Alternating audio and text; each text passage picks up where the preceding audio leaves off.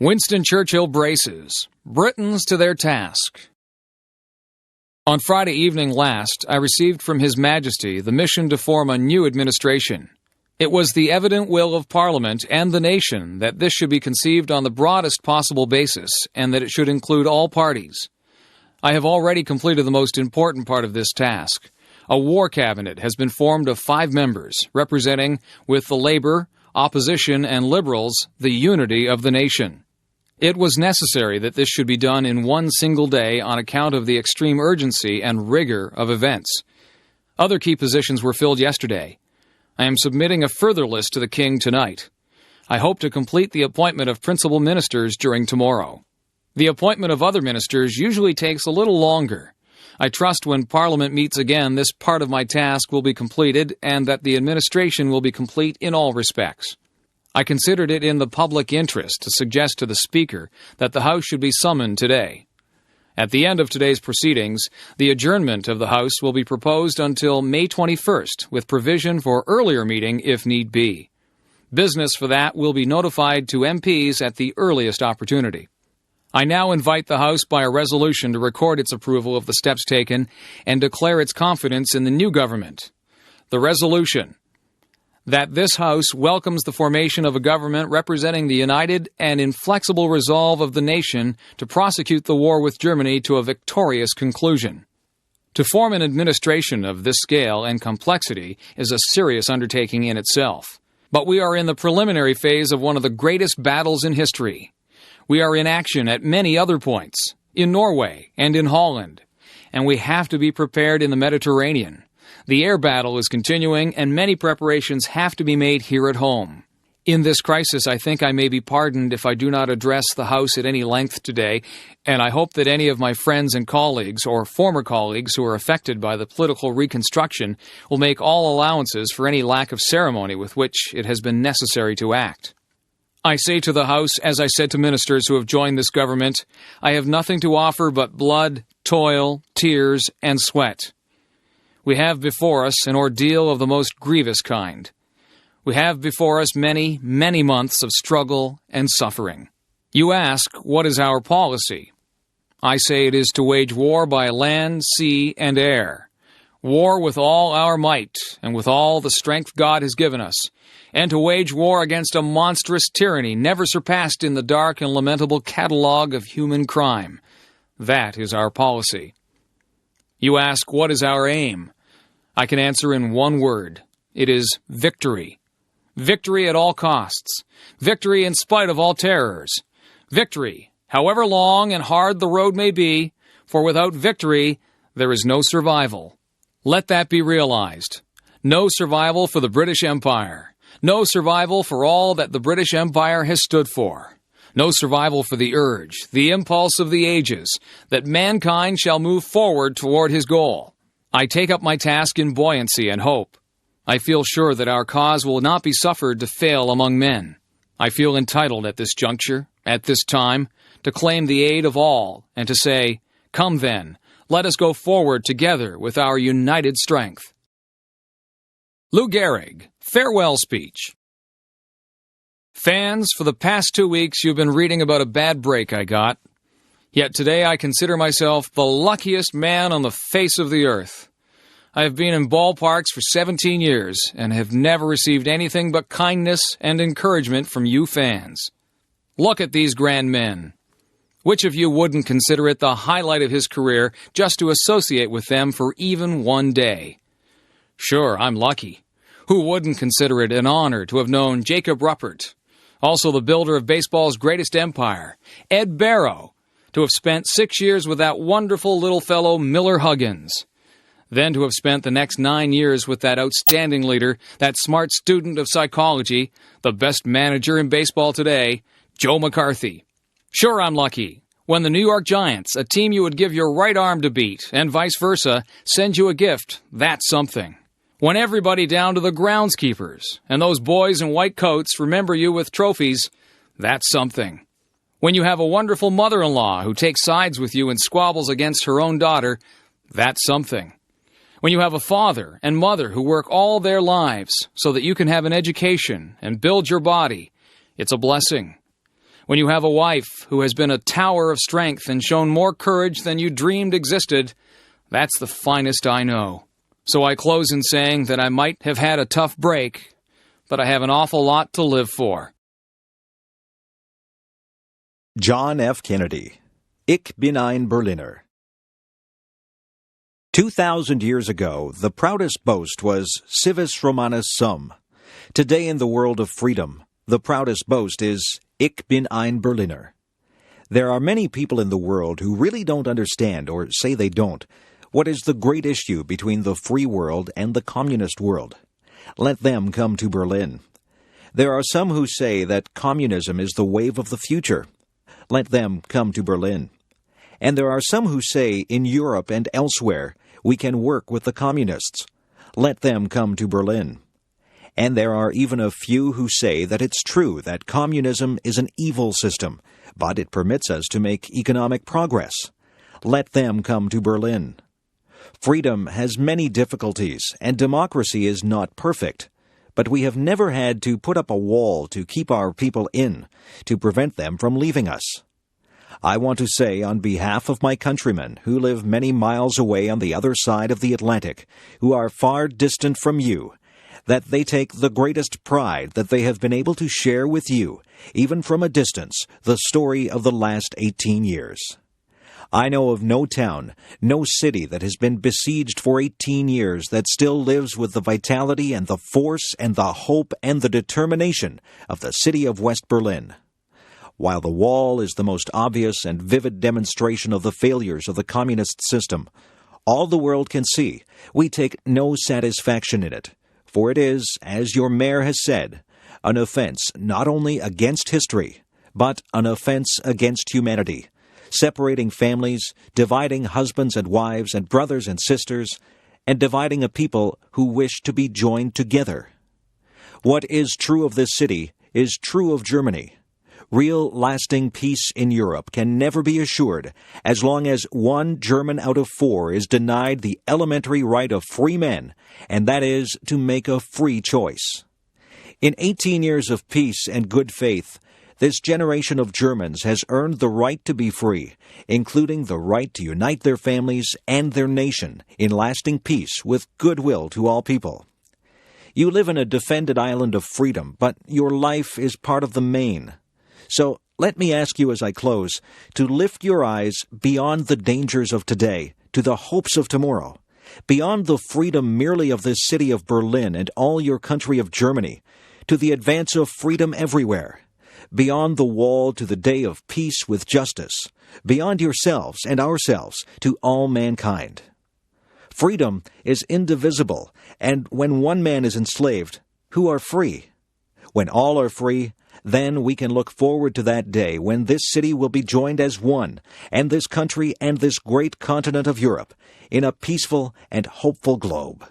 When that day finally comes, as it will, the people of West Berlin can take sober satisfaction in the fact that they were in the front lines for almost 2 decades.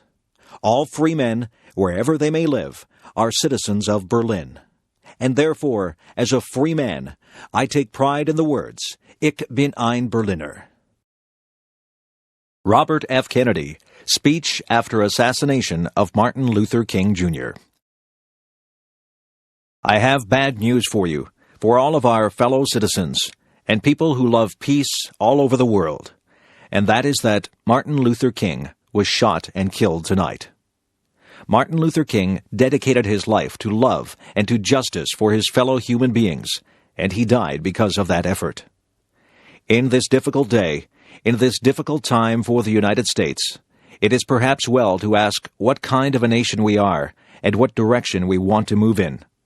For those of you who are black, considering the evidence there evidently is that there were white people who were responsible, you can be filled with bitterness, with hatred, and a desire for revenge. We can move in that direction as a country, in great polarization, black people amongst black, white people amongst white, filled with hatred toward one another. Or we can make an effort, as Martin Luther King did, to understand and to comprehend, and to replace that violence, that stain of bloodshed that has spread across our land, with an effort to understand with compassion and love. For those of you who are black and are tempted to be filled with hatred and distrust at the injustice of such an act against all white people, I can only say that I feel in my own heart the same kind of feeling. I had a member of my family killed, but he was killed by a white man. But we have to make an effort in the United States. We have to make an effort to understand, to go beyond these rather difficult times. My favorite poet was Aeschylus. He wrote, "In our sleep, pain which cannot forget falls drop by drop upon the heart until in our own despair, against our will, comes wisdom through the awful grace of God." What we need in the United States is not division. What we need in the United States is not hatred. What we need in the United States is not violence or lawlessness, but love and wisdom and compassion toward one another, and a feeling of justice towards those who still suffer within our country, whether they be white or they be black. So I shall ask you tonight to return home, to say a prayer for the family of Martin Luther King. That's true. But more importantly, to say a prayer for our own country, which all of us love, a prayer for understanding and that compassion of which I spoke. We can do well in this country. We will have difficult times. We've had difficult times in the past. We will have difficult times in the future. It is not the end of violence. It is not the end of lawlessness. It is not the end of disorder. But the vast majority of white people and the vast majority of black people in this country want to live together, want to improve the quality of our life, and want justice for all human beings who abide in our land.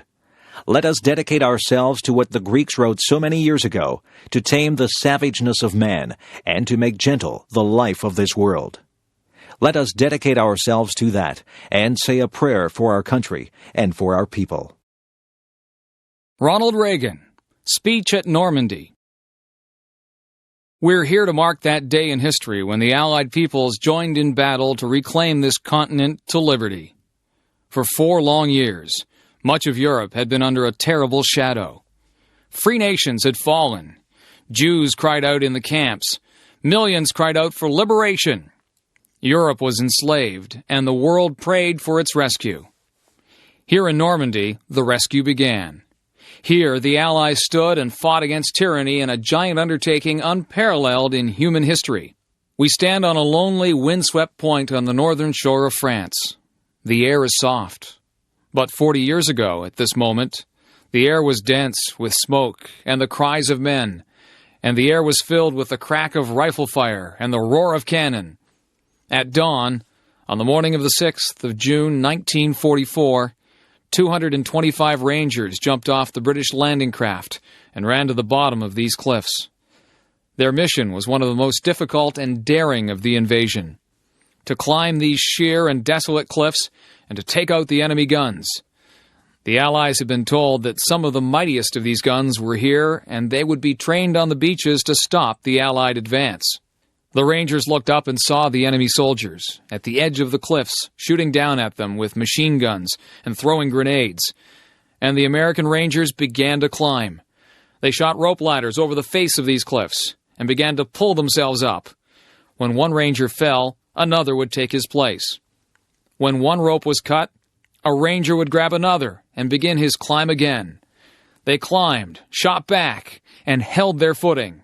Soon, one by one, the Rangers pulled themselves over the top, and in seizing the firm land at the top of these cliffs, they began to seize back the continent of Europe. 225 came here. After 2 days of fighting, only 90 could still bear arms. Behind me is a memorial that symbolizes the Ranger daggers that were thrust into the top of these cliffs, and before me are the men who put them there. These are the boys of Pointe du Hoc. These are the men who took the cliffs. These are the champions who helped free a continent. These are the heroes who helped end a war. Gentlemen, I look at you, and I think of the words of Stephen Spender's poem. You are men who in your lives fought for life, and left the vivid air signed with your honor. 40 summers have passed since the battle that you fought here. You were young the day you took these cliffs. Some of you were hardly more than boys, with the deepest joys of life before you. Yet you risked everything here. Why? Why did you do it? What impelled you to put aside the instinct for self-preservation and risk your lives to take these cliffs? What inspired all the men of the armies that met here? We look at you, and somehow we know the answer. It was faith and belief. It was loyalty and love. The men of Normandy had faith that what they were doing was right, faith that they fought for all humanity, faith that a just God would grant them mercy on this beachhead or on the next. It was the deep knowledge, and pray God we have not lost it, that there is a profound moral difference between the use of force for liberation and the use of force for conquest. You were here to liberate, not to conquer. And so you and those others did not doubt your cause, and you were right not to doubt. You all knew that some things are worth dying for. One's country is worth dying for, and democracy is worth dying for, because it's the most deeply honorable form of government ever devised by man. All of you loved liberty. All of you were willing to fight tyranny, and you knew the people of your countries were behind you. Bill Clinton, Second Inaugural Address. My fellow citizens, at this last presidential inauguration of the 20th century, let us lift our eyes toward the challenges that await us in the next century. It is our great good fortune that time and chance have put us not only at the edge of a new century, in a new millennium, but on the edge of a bright new prospect in human affairs, a moment that will define our course and our character for decades to come. We must keep our old democracy forever young. Guided by the ancient vision of a promised land, let us set our sights upon a land of new promise. The promise of America was born in the 18th century out of the bold conviction that we are all created equal. It was extended and preserved in the 19th century when our nation spread across the continent, saved the Union, and abolished the awful scourge of slavery. Then, in turmoil and triumph, the promise exploded into the world stage to make this the American century. And what a century it has been.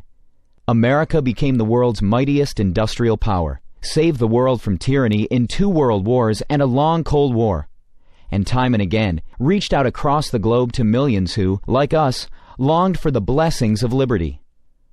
Along the way, Americans produced a great middle class and security in old age, built unrivaled centers of learning and opened public schools to all, split the atom and explored the heavens, invented the computer and the microchip, and deepened the wellspring of justice by making a revolution in civil rights for African Americans and all minorities, and extending the circle of citizenship, opportunity, and dignity to women. Now, for the 3rd time, a new century is upon us, and another time to choose. We began the 19th century with a choice, to spread our nation from coast to coast. We began the 20th century with a choice, to harness the Industrial Revolution to our values of free enterprise, conservation, and human decency. Those choices made all the difference. At the dawn of the 21st century, a free people must now choose to shape the forces of the information age and the global society, to unleash the limitless potential of all our people, and yes, to form a more perfect union. When last we gathered, our march to this new future seemed less certain than it does today. We vowed then to set a clear course to renew our nation. In these 4 years, we have been touched by tragedy, exhilarated by challenge, strengthened by achievement. America stands alone as the world's indispensable nation. Once again, our economy is the strongest on earth. Once again, we are building stronger families, thriving communities, better educational opportunities, a cleaner environment. Problems that once seemed destined to deepen now bend to our efforts. Our streets are safer, and record numbers of our fellow citizens have moved from welfare to work. And once again, we have resolved for our time a great debate over the role of government.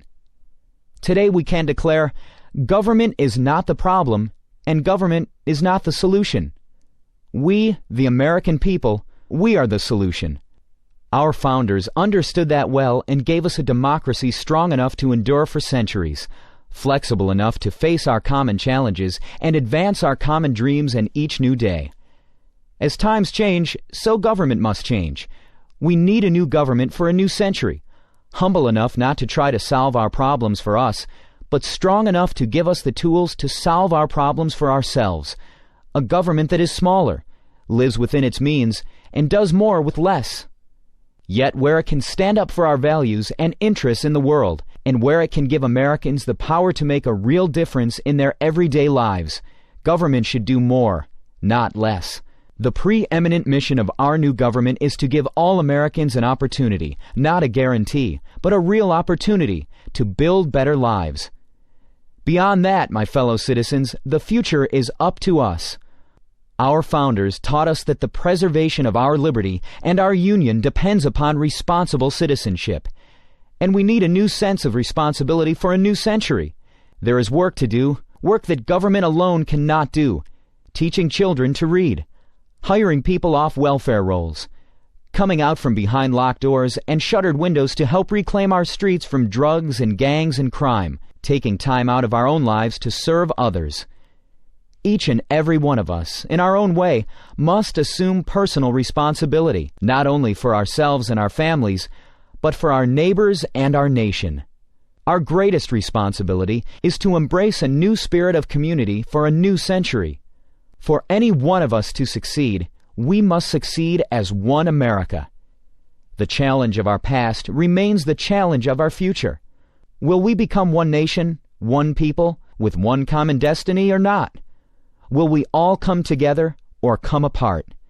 The divide of race has been America's constant curse, and each new wave of immigrants gives new targets to old prejudices. Prejudice and contempt, cloaked in the pretense of religious or political conviction, are no different. These forces have nearly destroyed our nation in the past.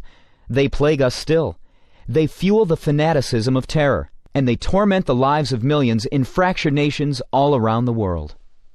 These obsessions cripple both those who hate and, of course, those who are hated, robbing both of what they might become. We cannot, we will not succumb to the dark impulses that lurk in the far regions of the soul everywhere. We shall overcome them, and we shall replace them with the generous spirit of a people who feel at home with one another. Our rich texture of racial, religious, and political diversity will be a godsend in the 21st century. Great rewards will come to those who can live together, learn together, work together, forge new ties that bind together. As this new era approaches, we can already see its broad outlines. 10 years ago, the Internet was the mystical province of physicists. Today, it is a commonplace encyclopedia for millions of school children. Scientists now are decoding the blueprint of human life. Cures for our most feared illnesses seem close at hand. The world is no longer divided into two hostile camps. Instead, now we are building bonds with nations that once were our adversaries. Growing connections of commerce and culture give us a chance to lift the fortunes and spirits of people the world over. And for the very first time in all of history, more people on this planet live under democracy than dictatorship. My fellow Americans, as we look back at this remarkable century, we may ask, can we hope not just to follow, but even to surpass the achievements of the 20th century in America and to avoid the awful bloodshed that stained its legacy? To that question, every American here and every American in our land today must answer a resounding yes. This is the heart of our task. With a new vision of government, a new sense of responsibility, a new spirit of community, we will sustain America's journey. The promise we sought in a new land, we will find again in a land of new promise. In this new land, education will be every citizen's most prized possession.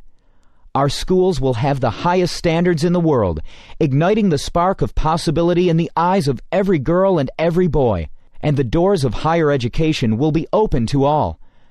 The knowledge and power of the information age will be within reach not just of the few, but of every classroom, every library, every child. Parents and children will have time not only to work, but to read and play together.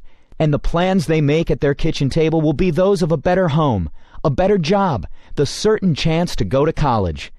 Our streets will echo again with the laughter of our children, because no one will try to shoot them or sell them drugs anymore. Everyone who can work will work, with today's permanent underclass part of tomorrow's growing middle class. New miracles of medicine at last will reach not only those who can claim care now, but the children and hard-working families too long denied. We will stand mighty for peace and freedom, and maintain a strong defense against terror and destruction. Our children will sleep free from the threat of nuclear, chemical, or biological weapons. Ports and airports, farms and factories will thrive with trade and innovation and ideas, and the world's greatest democracy will lead a whole world of democracies. Our land of new promise will be a nation that meets its obligations, a nation that balances its budget, but never loses the balance of its values.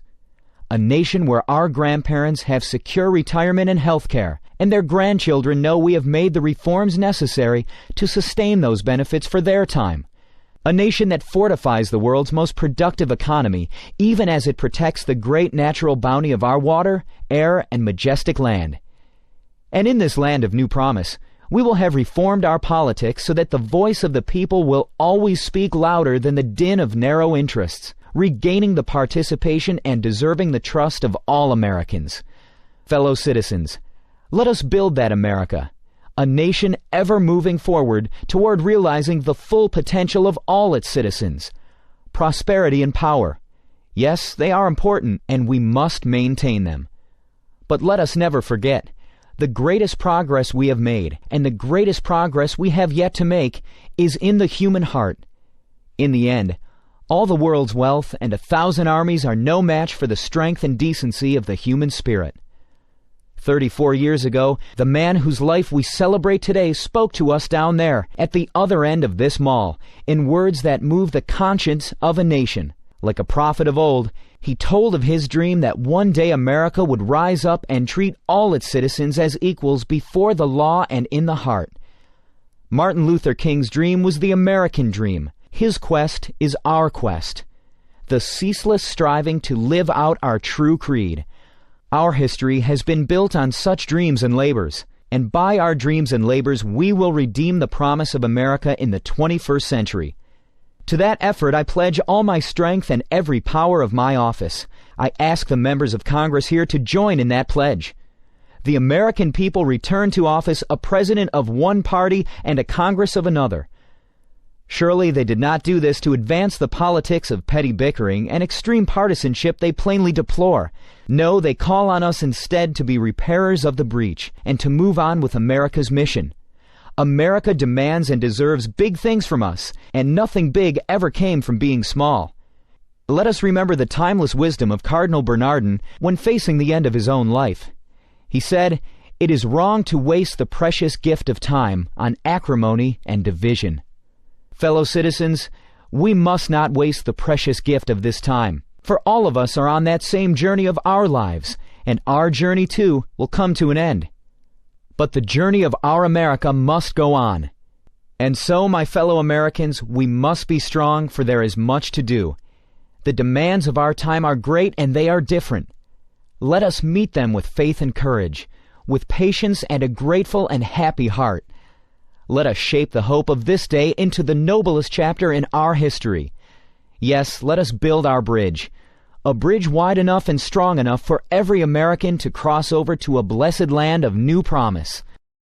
May those generations whose faces we cannot yet see, whose names we may never know, say of us here that we led our beloved land into a new century with the American dream alive for all her children, with the American promise of a more perfect union, a reality for all her people, with America's bright flame of freedom spreading throughout all the world. From the height of this place and the summit of this century, let us go forth. May God strengthen our hands for the good work ahead, and always, always bless our America. George W. Bush Inaugural Address. President Clinton, distinguished guests, and my fellow citizens, the peaceful transfer of authority is rare in history, yet common in our country. With a simple oath, we affirm old traditions and make new beginnings. As I begin, I thank President Clinton for his service to our nation, and I thank Vice President Gore for a contest conducted with spirit and ended with grace. I am honored and humbled to stand here, where so many of America's leaders have come before me, and so many will follow. We have a place, all of us, in a long story, a story we continue, but whose end we will not see. It is the story of a new world that became a friend and liberator of the old, a story of a slave-holding society that became a servant of freedom, the story of a power that went into the world to protect but not possess, to defend but not to conquer. It is the American story, a story of flawed and fallible people united across the generations by grand and enduring ideals. The grandest of these ideals is an unfolding American promise that everyone belongs, that everyone deserves a chance, that no insignificant person was ever born. Americans are called to enact this promise in our lives and in our laws, and though our nation has sometimes halted and sometimes delayed, we must follow no other course. Through much of the last century, America's faith in freedom and democracy was a rock in a raging sea. Now it is a seed upon the wind, taking root in many nations. Our democratic faith is more than the creed of our country. It is the inborn hope of our humanity, an ideal we carry but do not own, a trust we bear and pass along. And even after nearly 225 years, we have a long way yet to travel. While many of our citizens prosper, others doubt the promise, even the justice of our own country. The ambitions of some Americans are limited by failing schools and hidden prejudice and the circumstances of their birth. And sometimes our differences run so deep, it seems we share a continent, but not a country. We do not accept this, and we will not allow it. Our unity, our union, is the serious work of leaders and citizens in every generation. And this is my solemn pledge. I will work to build a single nation of justice and opportunity. I know this is in our reach because we are guided by a power larger than ourselves who creates us equal in His image. And we are confident in principles that unite and lead us onward. America has never been united by blood or birth or soil. We are bound by ideals that move us beyond our backgrounds, lift us above our interests, and teach us what it means to be citizens. Every child must be taught these principles. Every citizen must uphold them. And every immigrant, by embracing these ideals, makes our country more, not less, American. Today, we affirm a new commitment to live out our nation's promise through civility, courage, compassion, and character. America, at its best, matches a commitment to principle with a concern for civility. A civil society demands from each of us goodwill and respect, fair dealing and forgiveness. Some seem to believe that our politics can afford to be petty because, in a time of peace, the stakes of our debates appear small. But the stakes for America are never small. If our country does not lead the cause of freedom, it will not be led. If we do not turn the hearts of children toward knowledge and character, we will lose their gifts and undermine their idealism. If we permit our economy to drift and decline, the vulnerable will suffer most. We must live up to the calling we share. Civility is not a tactic or a sentiment. It is the determined choice of trust over cynicism, of community over chaos. And this commitment, if we keep it, is a way to shared accomplishment. America, at its best, is also courageous. Our national courage has been clear in times of depression and war, when defending common dangers defined our common good. Now we must choose if the example of our fathers and mothers will inspire us or condemn us. We must show courage in a time of blessing by confronting problems instead of passing them on to future generations. Together, we will reclaim America's schools, before ignorance and apathy claim more young lives. We will reform Social Security and Medicare, sparing our children from struggles we have the power to prevent. And we will reduce taxes, to recover the momentum of our economy and reward the effort and enterprise of working Americans. We will build our defenses beyond challenge, lest weakness invite challenge. We will confront weapons of mass destruction so that a new century is spared new horrors. The enemies of liberty in our country should make no mistake. America remains engaged in the world by history and by choice, shaping a balance of power that favors freedom. We will defend our allies and our interests. We will show purpose without arrogance. We will meet aggression and bad faith with resolve and strength. And to all nations, we will speak for the values that gave our nation birth. America, at its best, is compassionate. In the quiet of American conscience, we know that deep, persistent poverty is unworthy of our nation's promise. And whatever our views of its cause, we can agree that children at risk are not at fault. Abandonment and abuse are not acts of God. They are failures of love. And the proliferation of prisons, however necessary, is no substitute for hope and order in our souls. Where there is suffering, there is duty. Americans in need are not strangers. They are citizens, not problems, but priorities. And all of us are diminished when any are hopeless. Government has great responsibilities for public safety and public health, for civil rights and common schools. Yet compassion is the work of a nation, not just a government. And some needs and hurts are so deep, they will only respond to a mentor's touch or a pastor's prayer. Church and charity, synagogue and mosque lend our communities their humanity, and they will have an honored place in our plans and in our laws. Many in our country do not know the pain of poverty, but we can listen to those who do. And I can pledge our nation to a goal. When we see that wounded traveler on the road to Jericho, we will not pass to the other side. America, at its best, is a place where personal responsibility is valued and expected. Encouraging responsibility is not a search for scapegoats. It is a call to conscience. And though it requires sacrifice, it brings a deeper fulfillment. We find the fullness of life not only in options but in commitments, and we find that children and community are the commitments that set us free. Our public interest depends on private character, on civic duty and family bonds and basic fairness, on uncounted, unhonored acts of decency which give direction to our freedom. Sometimes in life we are called to do great things, but as a saint of our times has said, every day we are called to do small things with great love. The most important tasks of a democracy are done by everyone. I will live and lead by these principles, to advance my convictions with civility, to pursue the public interest with courage, to speak for greater justice and compassion, to call for responsibility, and try to live it as well. In all these ways, I will bring the values of our history to the care of our times. What you do is as important as anything government does. I ask you to seek a common good beyond your comfort, to defend needed reforms against easy attacks, to serve your nation beginning with your neighbor. I ask you to be citizens. Citizens, not spectators.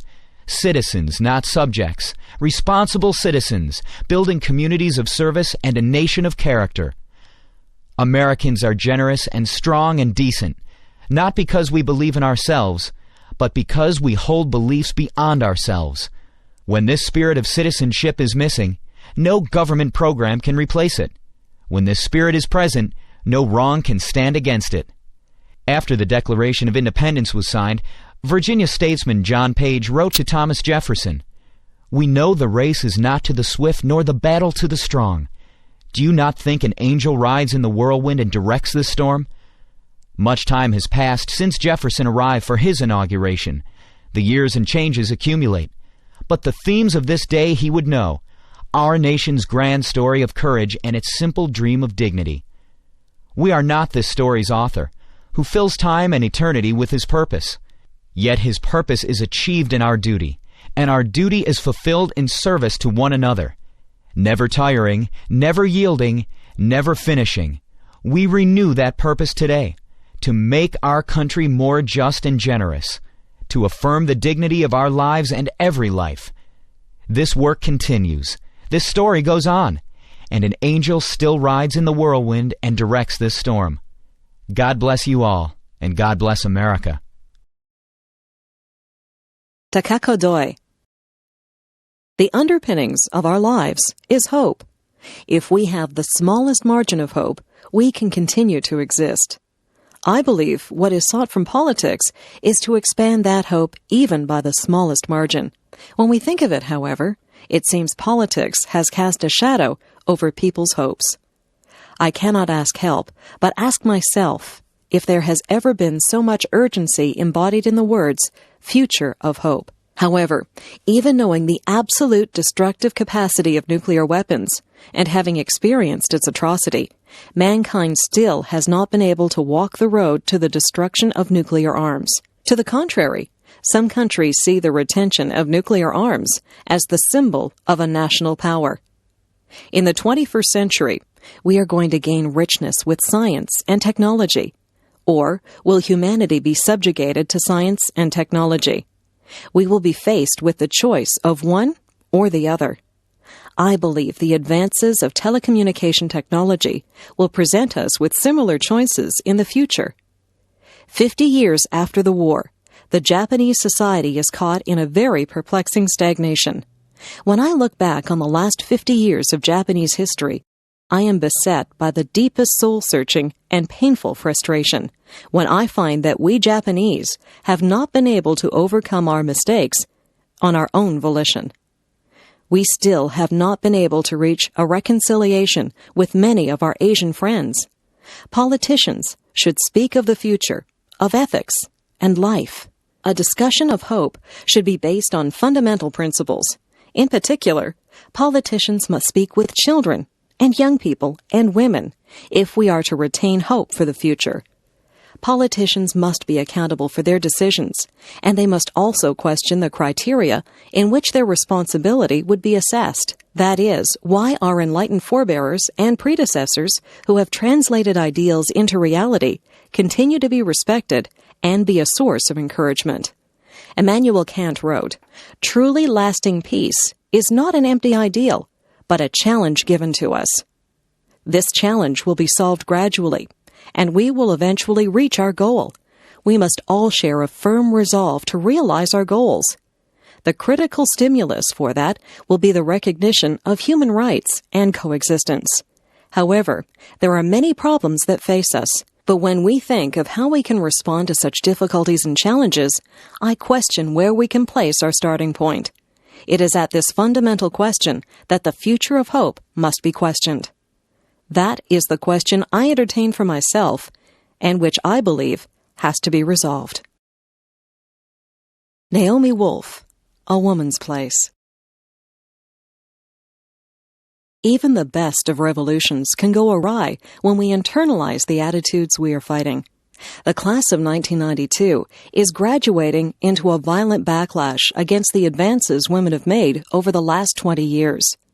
This backlash ranges from a senator using The Exorcist against Anita Hill to beer commercials with the Swedish bikini team. Today, I want to give you a backlash survival kit, a 4-step manual to keep the dragons from taking up residence inside your own heads. My own commencement at Yale 8 years ago was the graduation from hell. The speaker was Dick Cavett, rumored to have been our president's brother in an all-male secret society. Mr. Cavett took the microphone and paled at the sight of hundreds of female about-to-be Yale graduates. "When I was a graduate," I recall he said, "there were no women. The women went to Vassar. At Vassar, they had nude photographs taken of the women in gym class to check their posture. One year, the photos were stolen and turned up for sale in New Haven's red light district. His punchline? The photos found no buyers." I'll never forget that moment. There we were, silent in our black gowns, our tassels, our brand new shoes. We dared not break the silence with hisses or boos, out of respect for our families, who'd come so far. And they kept still out of concern for us. Consciously or not, Mr. Cavett was using the beauty myth aspect of the backlash. When women come too close to masculine power, someone will draw critical attention to their bodies. We might be E-less, but we still wouldn't make pornography worth buying.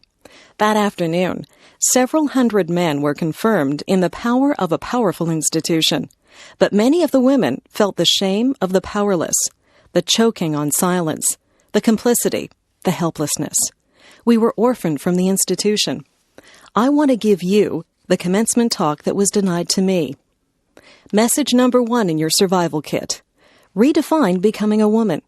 Today, you have become women, but that sounds odd in ordinary usage. What is usually meant by, you're a real woman now, you become a woman when you menstruate for the first time, or when you lose your virginity, or when you have a child. These biological definitions are very different from how we say boys become men. One becomes a man when he undertakes responsibility or completes a quest. But you too, in some ways more than your male friends graduating today, have moved into maturity through a solidarity quest for the adult self. Naomi Wolf, A Woman's Place. We lack archetypes for the questing young woman, her trials by fire, for how one becomes a woman through the chrysalis of education, the difficult passage from one book, one idea to the next. Let's refuse to have our scholarship and our gender pitted against each other. In our definition, the scholar learns womanhood, and the woman learns scholarship. Plato and Ajuna Barnes mediated to their own enrichment through the eyes of the female body with its wisdoms and its gifts. I say that you have already shown courage. Many of you graduate today in spite of the post-traumatic syndrome of acquaintance rape, which 1/4 of female students undergo. Many of you were so weakened by anorexia and bulimia that it took every ounce of your will to get your work in. You negotiated private lives through a minefield of new strains of VD and the ascending shadow of AIDS. Triumphant survivors, you have already become women. Message number 2 breaks the ultimate taboo for women. Ask for money in your lives. Expect it. Own it. Learn to use it. Little girls learn a debilitating fear of money, that it's not feminine to ensure we are fairly paid for honest work. Meanwhile, women make 68 cents for every male dollar, and half of marriages end in divorce, after which women's income drops precipitously. Never choose a profession for material reasons. But whatever field your heart decides on, for God's sake, get the most specialized training in it you can, and hold out hard for just compensation, parental leave, and childcare. Resist your assignment to the class of highly competent, grossly underpaid women who run the show, while others get the case and the credit. Claim money, not out of greed, but so you can tithe to women's political organizations, shelters, and educational institutions. Sexist institutions won't yield power if they're just patient long enough. The only language the status quo understands is money, votes, and public embarrassment. When you have equity, you have influence. As sponsors, shareholders, and alumni, use it to open opportunities to women who deserve the chances you've had. Your BA does not belong to you alone, just as the earth does not belong to its present tenants alone. Your education was lent to you by women of the past, and you will give some back to living women and to your daughters 7 generations from now. Message number 3. Never cook for or sleep with anyone who routinely puts you down. Message number 4. Become goddesses of disobedience. Virginia Woolf once wrote that we must slay the angel in the house, the censor within. Young women, tell me of injustices, from campus rape cover-ups to classroom sexism. But at the thought of confrontation, they freeze into niceness. We are told that the worst thing we can do is cause conflict, even in the service of doing right. Antigone is imprisoned. Joan of Arc burns at the stake, and someone might call us unfeminine. Naomi Wolf, A Woman's Place. When I wrote a book that caused controversy, I saw how big a dragon was this paralysis by niceness. The beauty myth argues that newly rigid ideals of beauty are instruments of a backlash against feminism, designed to lower women's self-esteem for a political purpose. Many positive changes followed the debate, but all that would dwindle away when someone yelled at me, as for instance cosmetic surgeons did on TV, when I raised questions about silicone implants. Oh no, I'd quail. People are mad at me. Then I read something by poet Audre Lorde. She'd been diagnosed with breast cancer. I was going to die, she wrote, sooner or later, whether or not I had even spoken myself. My silences had not protected me. Your silences will not protect you. What are the words you do not have yet? What are the tyrannies you swallow day by day and attempt to make your own until you will sicken and die of them, still in silence? We've been socialized to respect fear more than our own need for language. I began to ask each time, what's the worst that could happen to me if I tell this truth? Unlike women in other countries, our breaking silence is unlikely to have us jailed, disappeared, or run off the road at night. Our speaking out will irritate some people, get us called bitchy or hypersensitive, and disrupt some dinner parties. And then Our speaking out will permit other women to speak until laws are changed and lives are saved, and the world is altered forever. Next time, ask what's the worst that will happen, then push yourself a little further than you dare. Once you start to speak, people will yell at you, and they will interrupt you, put you down, and suggest it's personal. And the world won't end. And the speaking will get easier and easier, and you will find you have fallen in love with your own vision, which you may never have realized you had. And you will lose some friends and lovers and realize you don't miss them. And new ones will find you and cherish you. And you will still flirt and paint your nails and dress up and party because, as I think Emma Goldman said, if I can't dance, I don't want to be part of your revolution. And at last, you'll know with surpassing certainty that only one thing is more frightening than speaking your truth. And that is not speaking. Diana, Princess of Wales. Ladies and gentlemen, I must begin by saying how warmly I welcome this conference on landmines convened by the Mines Advisory Group and the Landmine Survivors Network. It is so welcome because the world is too little aware of the waste of life, limb, and land which anti-personnel landmines are causing among some of the poorest people on Earth. Indeed, until my journey to Angola early this year, on which I'm going to speak this morning, I was largely unaware of it too. For the mine is a stealthy killer. Long after conflict is ended, its innocent victims die or are wounded singly in countries of which we hear little. Their lonely fate is never reported. The world, with its many other preoccupations, remains largely unmoved by a death roll of something like 800 people every month, many of them women and children. Those who are not killed outright, and they number another 1,200 a month, suffer terrible injuries and are handicapped for life. I was in Angola in January with the British Red Cross, a country where there are 15 million landmines in a population, ladies and gentlemen, of 10 million, with the desire of drawing world attention to this vital, but hitherto largely neglected issue. Some people chose to interpret my visit as a political statement, but it was not. I am not a political figure. As I said at the time, and I'd like to reiterate now, my interests are humanitarian. That's why I felt drawn to this human tragedy. This is why I wanted to play down my part in working towards a worldwide ban on these weapons. During my days in Angola, I saw at first hand 3 aspects of this scourge. In the hospitals of Luanda, the capital, and Huambo, scene of bitter fighting not long ago, I visited some of the mine victims who had survived and saw their injuries.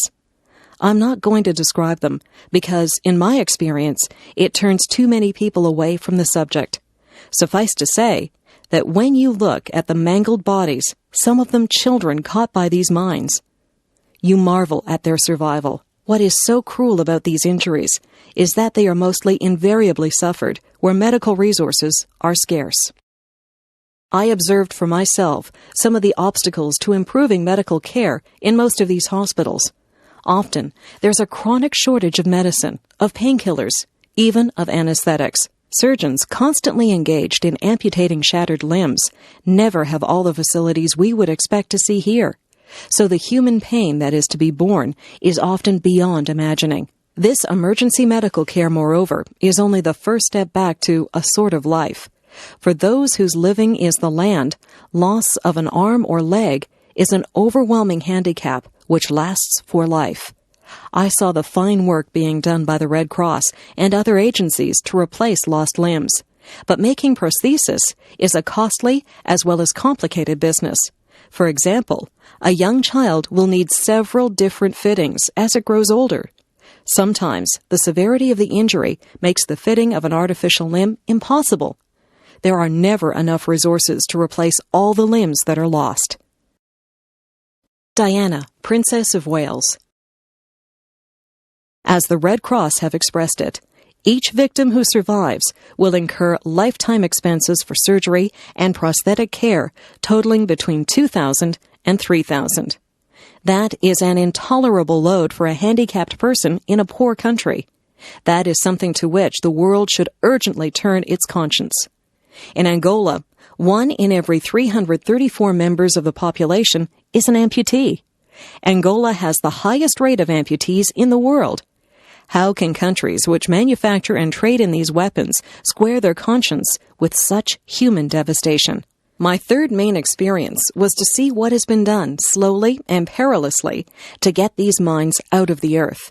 In the Kuitu and Huambo region, I spent a morning with a small team from Hallow Trust, which is training Angolans to work on the pervasive minefields and supervising their work.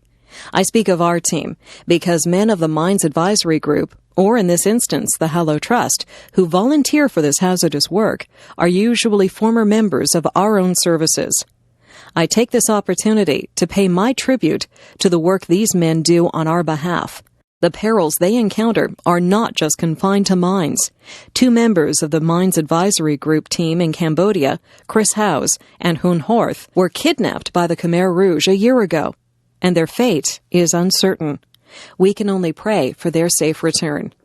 Much ingenuity has gone into making some of these mines. Many are designed to trap an unwary deminer.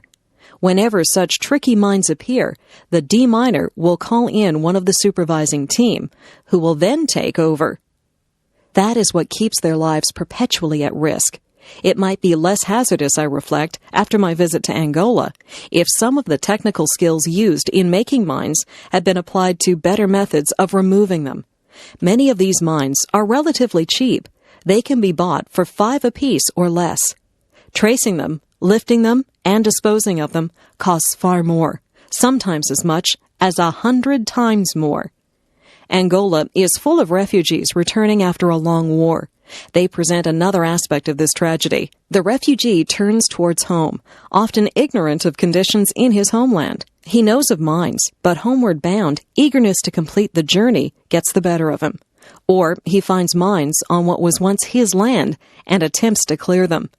There were many examples of that in Angola. These mines inflict most of their casualties on the people who are trying to meet the elementary needs of life. They strike the wife or the grandmother, gathering firewood for cooking. They ambush the child, sent to collect water for the family. I was impressed to see the work being done by many of the world's agencies on mine awareness. If children can be taught at school, if adults can be helped to learn what to do and what not to do in regions that have been mined, then lives can be saved and injuries reduced. Diana, Princess of Wales.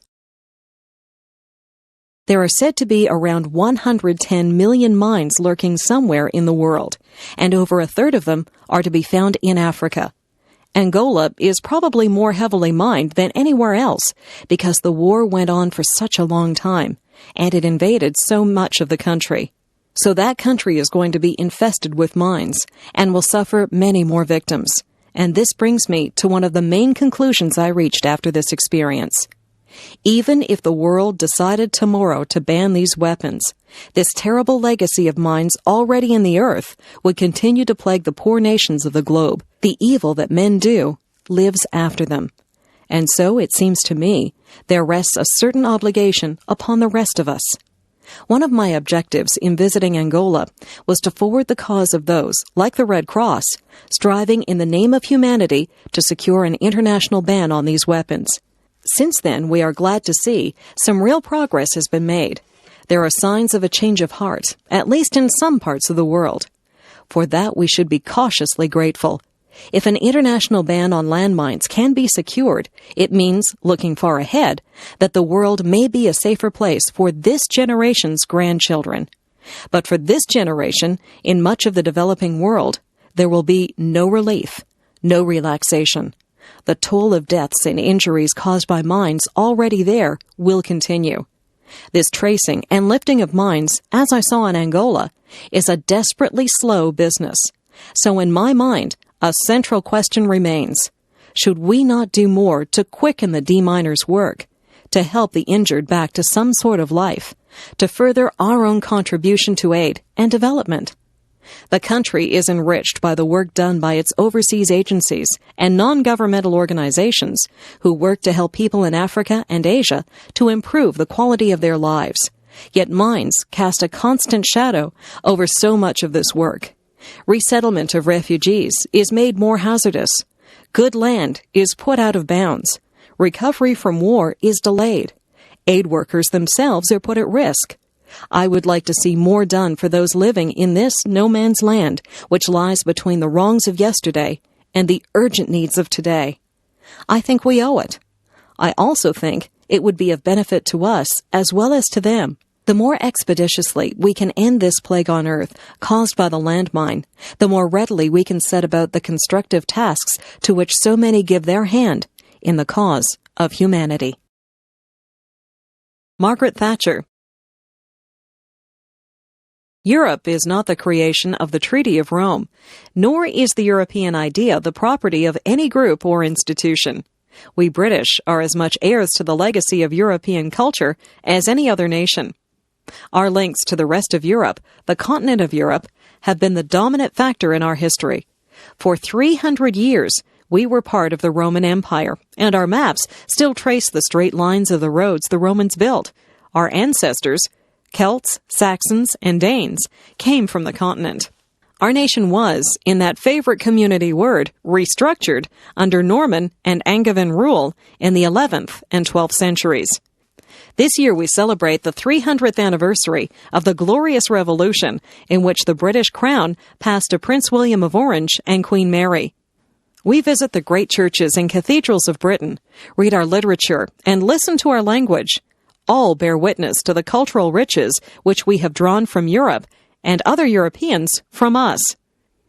We in Britain are rightly proud of the way in which, since Magna Carta in 1215, we have pioneered and developed representative institutions to stand as bastions of freedom. And proud, too, of the way in which, for centuries, Britain was home for people from the rest of Europe who sought sanctuary from tyranny. But we know that without the European legacy of political ideas, we could not have achieved as much as we did. From classical and medieval thought, we have borrowed that concept of the rule of law which marks out a civilized society from barbarism. And on that idea of Christendom, for long synonymous with Europe, with its recognition of the unique and spiritual nature of the individual, we still base our belief in personal liberty and other human rights. Too often, the history of Europe is described as a series of interminable wars and quarrels. Yet from our perspective today, surely what strikes us most is our common experience. For instance, the story of how Europeans explored and colonized, and yes, without apology, civilized much of the world, is an extraordinary tale of talent, skill, and courage. We British have, in a special way, contributed to Europe. Over the centuries, we have fought to prevent Europe from falling under the dominance of a single power. We have fought and we have died for her freedom. Only miles from here, in Belgium, lie the bodies of 120,000 British soldiers who died in the First World War. Had it not been for that willingness to fight and to die, Europe would have been united long before now, but not in liberty, not in justice. It was British support to resistance movements throughout the last war that helped to keep alive the flame of liberty in so many countries until the day of liberation. Margaret Thatcher. All these things alone are proof of our commitment to Europe's future. The European community is one manifestation of that European identity, but it is not the only one. We must never forget that east of the Iron Curtain, peoples who once enjoyed a full share of European culture, freedom, and identity have been cut off from their roots. We shall always look on Warsaw, Prague, and Budapest as great European cities. Nor shall we forget that European values have helped to make the United States of America into the valiant defender of freedom that she has become. It is no arid chronicle of obscure facts from the dust-filled libraries of history. It is the record of nearly 2,000 years of British involvement in Europe, cooperation with Europe, and contribution to Europe, a contribution which today is as valid and as strong as ever. Yes, we have looked also to wider horizons, as have others, and thank goodness for that, because Europe would never have prospered and never will prosper as a narrow-minded, inward-looking club. The European community belongs to all its members. It must reflect the traditions and aspirations of all its members. Let me be quite clear. Britain does not dream of some cozy, isolated existence on the fringes of the European community. Our destiny is in Europe, as part of the community. That is not to say that our future lies only in Europe, nor does that of France or Spain or indeed any other member. The community is not an end in itself, nor is it an institutional device to be constantly modified according to the dictates of some abstract intellectual concept, nor must it be ossified by endless regulation. The European community is the practical means by which Europe can ensure the future prosperity and security of its people in a world in which there are many other powerful nations and groups of nations. To try to suppress nationhood and concentrate power at the center of a European conglomerate would be highly damaging and would jeopardize the objectives we seek to achieve. Europe will be stronger precisely because it has France as France, Spain as Spain, Britain as Britain, each with its own customs, traditions, and identity. It would be folly to try to fit them into some sort of identikit European personality. Margaret Thatcher. Some of the founding fathers of the community thought that the United States of America might be its model, but the whole history of America is quite different from Europe. People went there to get away from the intolerance and constraints of life in Europe. They sought liberty and opportunity, and their strong sense of purpose has, over 2 centuries, helped create a new unity and pride in being American, just as our pride lies in being British, or Belgian, or Dutch, or German. I am the first to say that on many great issues, the countries of Europe should try to speak with a single voice. I want to see us work more closely on the things we can do better together than alone. Europe is stronger when we do so, whether it be in trade, in defense, in our relations with the rest of the world. But working more closely together does not require power to be centralized in Brussels or decisions to be taken by an appointed bureaucracy. Indeed, it is ironic that just when those countries, such as the Soviet Union, which have tried to run everything from the center, are learning that success depends on dispersing power and decisions away from the center, some in the community seem to want to move in the opposite direction. We have not successfully rolled back the frontiers of the state of Britain, only to see them reimposed at a European level, with a European superstate exercising a new dominance from Brussels. Certainly, we want to see Europe more united and with a greater sense of common purpose, but it must be in a way which preserves the different traditions, parliamentary powers, and sense of national pride in one's own country, for these have been the source of Europe's vitality through the centuries. Edward Kennedy. You and I have stood together many times, but no time has been more important than this. The campaign that stretches before us now is a struggle for the souls and the future of America. For we are more than a political coalition, more than a collection of programs, more than the sum of our prospects and our strategy. Most of all, we are the trustees of a dream. 20 years ago, in 1968, we lost 2 of the most powerful voices of that dream. But they left us their vision, their values, and the hopes they awakened. In the countless millions of people whose hearts they touched, we remember them now to remind ourselves that the American journey is unfinished, that we stand for change in order to march again towards enduring ideals, that we do not have to settle for things as they are.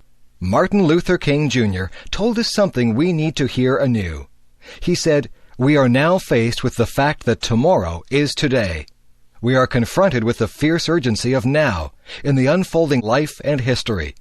There is such a thing as being too late." And Dr. King also said, "We must work unceasingly to lift this nation to a higher destiny, to a new plateau of compassion." And in that time, there was another voice, only briefly heard, but whose words too have outlasted all the loss in years. Robert Kennedy said, "Each time a man stands up for an ideal, or acts to improve the lot of others, or strikes out against injustice, he sends forth a tiny ripple of hope, and crossing each other from a million different centers of energy and daring, those ripples build a current that can sweep down the mightiest walls of oppression and resistance." He was my brother, but he and Dr. King were also in the deepest sense brothers to us all. These 2, these valiant 2, lived for the same dream and were gone only months apart. And if they were here with us 2 decades later, I think I know what they would say. Now is the time. Some men see things as they are and say, "Why?" We dream things that never were and say, Why not? Now is the time. Abraham Lincoln, Gettysburg Address. 77 years ago, our fathers brought forth on this continent a new nation, conceived in liberty and dedicated to the proposition that all men are created equal. Now we are engaged in a great civil war, testing whether that nation or any nation so conceived and so dedicated can long endure. We are met on a great battlefield of that war. We have come to dedicate a portion of that field as a final resting place for those who here gave their lives that that nation might live. It is altogether fitting and proper that we should do this. But in a larger sense, we cannot dedicate, we cannot consecrate, we cannot hallow this ground. The brave men, living and dead, who struggled here have consecrated it far above our poor power to add or detract. The world will little note nor long remember what we say here, but it can never forget what they did here. It is for us, the living, rather, to be dedicated here to the unfinished work which they who fought here have thus so far nobly advanced.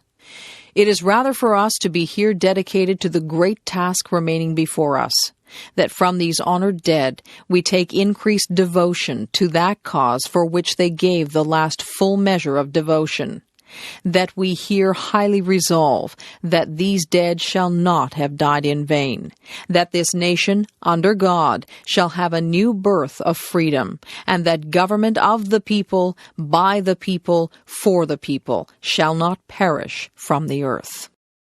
Vaclav Havel, Contamination of Morality. My dear fellow citizens, for 40 years you heard from my predecessors on this day different variations of the same theme.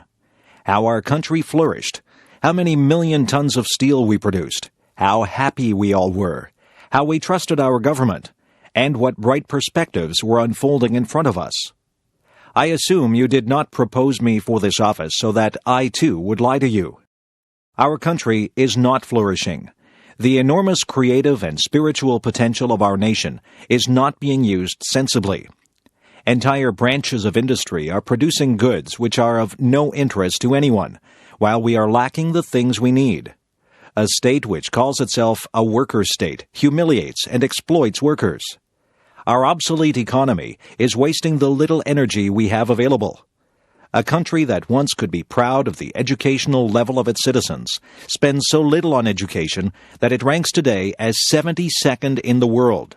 We have polluted our soil, our rivers and forests, bequeathed to us by our ancestors, and we have today the most contaminated environment in Europe. Adult people in our country die earlier than in most other European countries. But all this is still not the main problem. The worst thing is that we live in a contaminated moral environment. We fell morally ill because we became used to saying something different from what we thought. We learned not to believe in anything, to ignore each other, to care only about ourselves. Concepts such as love, friendship, compassion, humility, or forgiveness lost their depth and dimensions. And for many of us, they represented only psychological peculiarities, or they resembled some gone-astray greetings from ancient times, a little ridiculous in the era of computers and spaceships.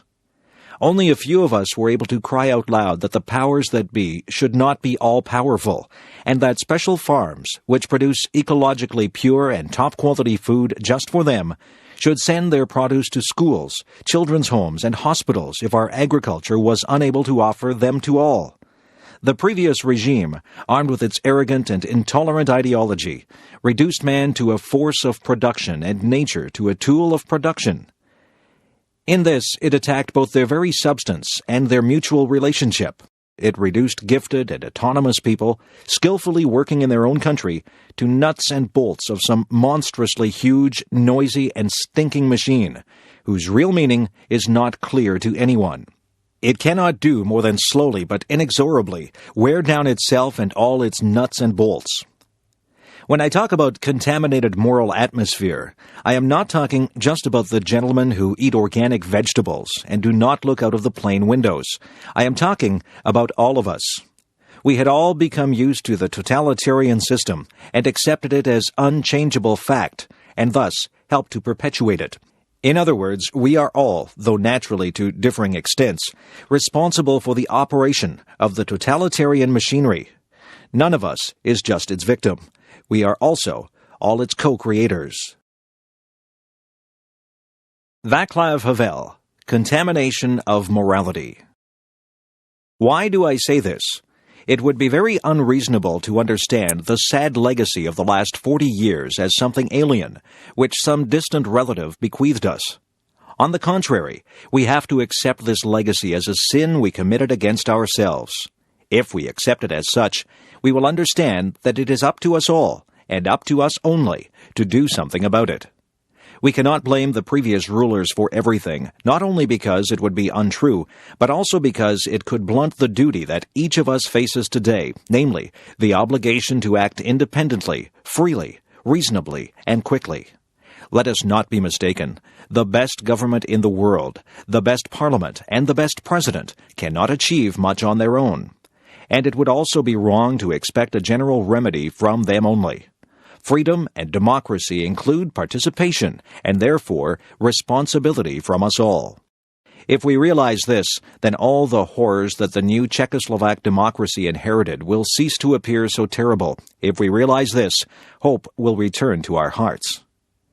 In the effort to rectify matters of common concern, we have something to lean on. The recent period, and in particular, the last 6 weeks of our peaceful revolution, has shown the enormous human, moral, and spiritual potential and civic culture that slumbered in our society under the enforced mask of apathy.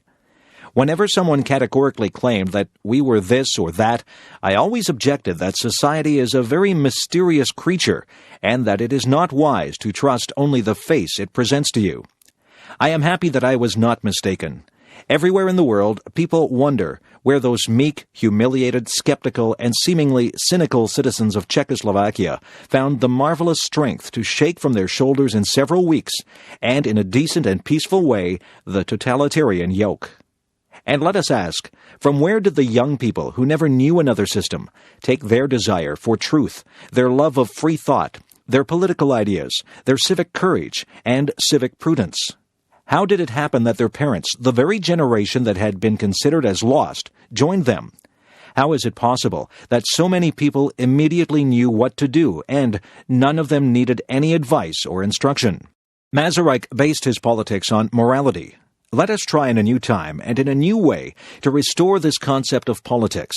Let us teach ourselves and others that politics should be an expression of a desire to contribute to the happiness of the community, rather than of a need to cheat or rape the community. Let us teach ourselves and others that politics can be not only the art of the possible, especially if this means the art of speculation, calculation, intrigue, secret deals, and pragmatic maneuvering, but that it can even be the art of the impossible, namely, the art of improving ourselves and the world. Václav Havel, Contamination of Morality. There are free elections and an election campaign ahead of us. Let us not allow this struggle to dirty the so far clean face of our gentle revolution. Let us not allow the sympathies of the world, which we have won so fast, to be equally rapidly lost through our becoming entangled in the jungle of skirmishes for power. Let us not allow the desire to serve oneself to bloom once again under the fair mask of the desire to serve the common good. It is not really important now which party, club, or group will prevail in the elections. The important thing is that the winners will be the best of us in the moral, civic, political, and professional sense, regardless of their political affiliations. The future policies and prestige of our state will depend on the personalities we select and later elect to our representative bodies. In conclusion, I would like to say that I want to be a president who will speak less and work more. To be a president who will not only look out of the windows of his airplane, but who, first and foremost, will always be present among his fellow citizens and listen to them well. You may ask what kind of republic I dream of. Let me reply. I dream of a republic independent, free, and democratic, of a republic economically prosperous and yet socially just, in short, of a humane republic, which serves the individual, and which therefore holds the hope that the individual will serve it in turn. Of a republic of well-rounded people, because without such, it is impossible to solve any of our problems, human, economic, ecological, social, or political. The most distinguished of my predecessors opened his first speech with a quotation from the great Czech educator Comenius. Allow me to round off my first speech with my own paraphrase of the same statement. People, your government has returned to you. Arthur Scargill, Criticism of Tory Policies. Today, our nation, after 8 years under the Tories, is on the brink of utter chaos, facing both social and economic collapse. Our basic industries have been butchered. Our manufacturing base has been eroded, with hundreds of businesses, large and small, gone to the wall, while the nation has become increasingly dependent on imported goods. The human consequences of this industrial and economic devastation are terrible. Over 8 million people struggle for survival on or below the poverty line, and 4.5 million people are unemployed. Thousands of families are homeless. The number of homeless families in Britain has doubled since 1978, while the enforced repossession of homes is at an all-time record because so many can no longer manage to maintain mortgage payments. Even more people, meanwhile, try to cope as best they can in derelict, often dangerous dwellings. 1.25 million homes are unfit to live in, while house building investment throughout Britain has been slashed by 60% since 1979. Sickness and ill health of all kinds are rampant, and they are made even more terrible by the crisis in the National Health Service and throughout the welfare system. The Tories have been utterly ruthless in their butchery of health and welfare provisions. The NHS, once the pride of our nation, has been reduced to a critical condition through hospital closures, medical staff cutbacks, the lack and withdrawal of resources and vital equipment, and the privatization of key services. Approximately 700,000 people await today for hospital treatment, and an increasing number will not receive that treatment before it is too late. Thousands of people who are suffering from serious, often fatal diseases are being turned away through lack of hospital beds and staff. Our social services are faced with ever-increasing family and community problems as Tory attacks take their toll, with children and old people among those most vulnerable. Our education system is also in chaos as students and teachers struggle against yet more cutbacks, fewer resources, and for our youngsters it must seem often a pointless exercise, with jobs, training, and access to higher education becoming more and more difficult to attain. Their teachers, meanwhile, like many other trade unionists, have had their negotiating rights removed by the government, and their commitment to teaching the nation's children treated with contempt. This has become a grim and desperate society, fueled by unemployment and its social consequences. Frustration, rage, and despair are rampant all around us. More and more people, I believe, are coming to see themselves as under attack, and they are correct. Arthur Scargill, Criticism of Tory Policies. We are indeed facing a deliberate political attack by Britain's ruling class. A war of attrition is being waged as capitalism, in a condition of acute crisis, lashes out with increasing ferocity to protect itself. The existence of this crisis is now clear for all to see. It has been exposed by the recent collapse of stock markets throughout the capitalist world, triggered off by the slide on Wall Street, which, according to experts, is the worst slump since 1929.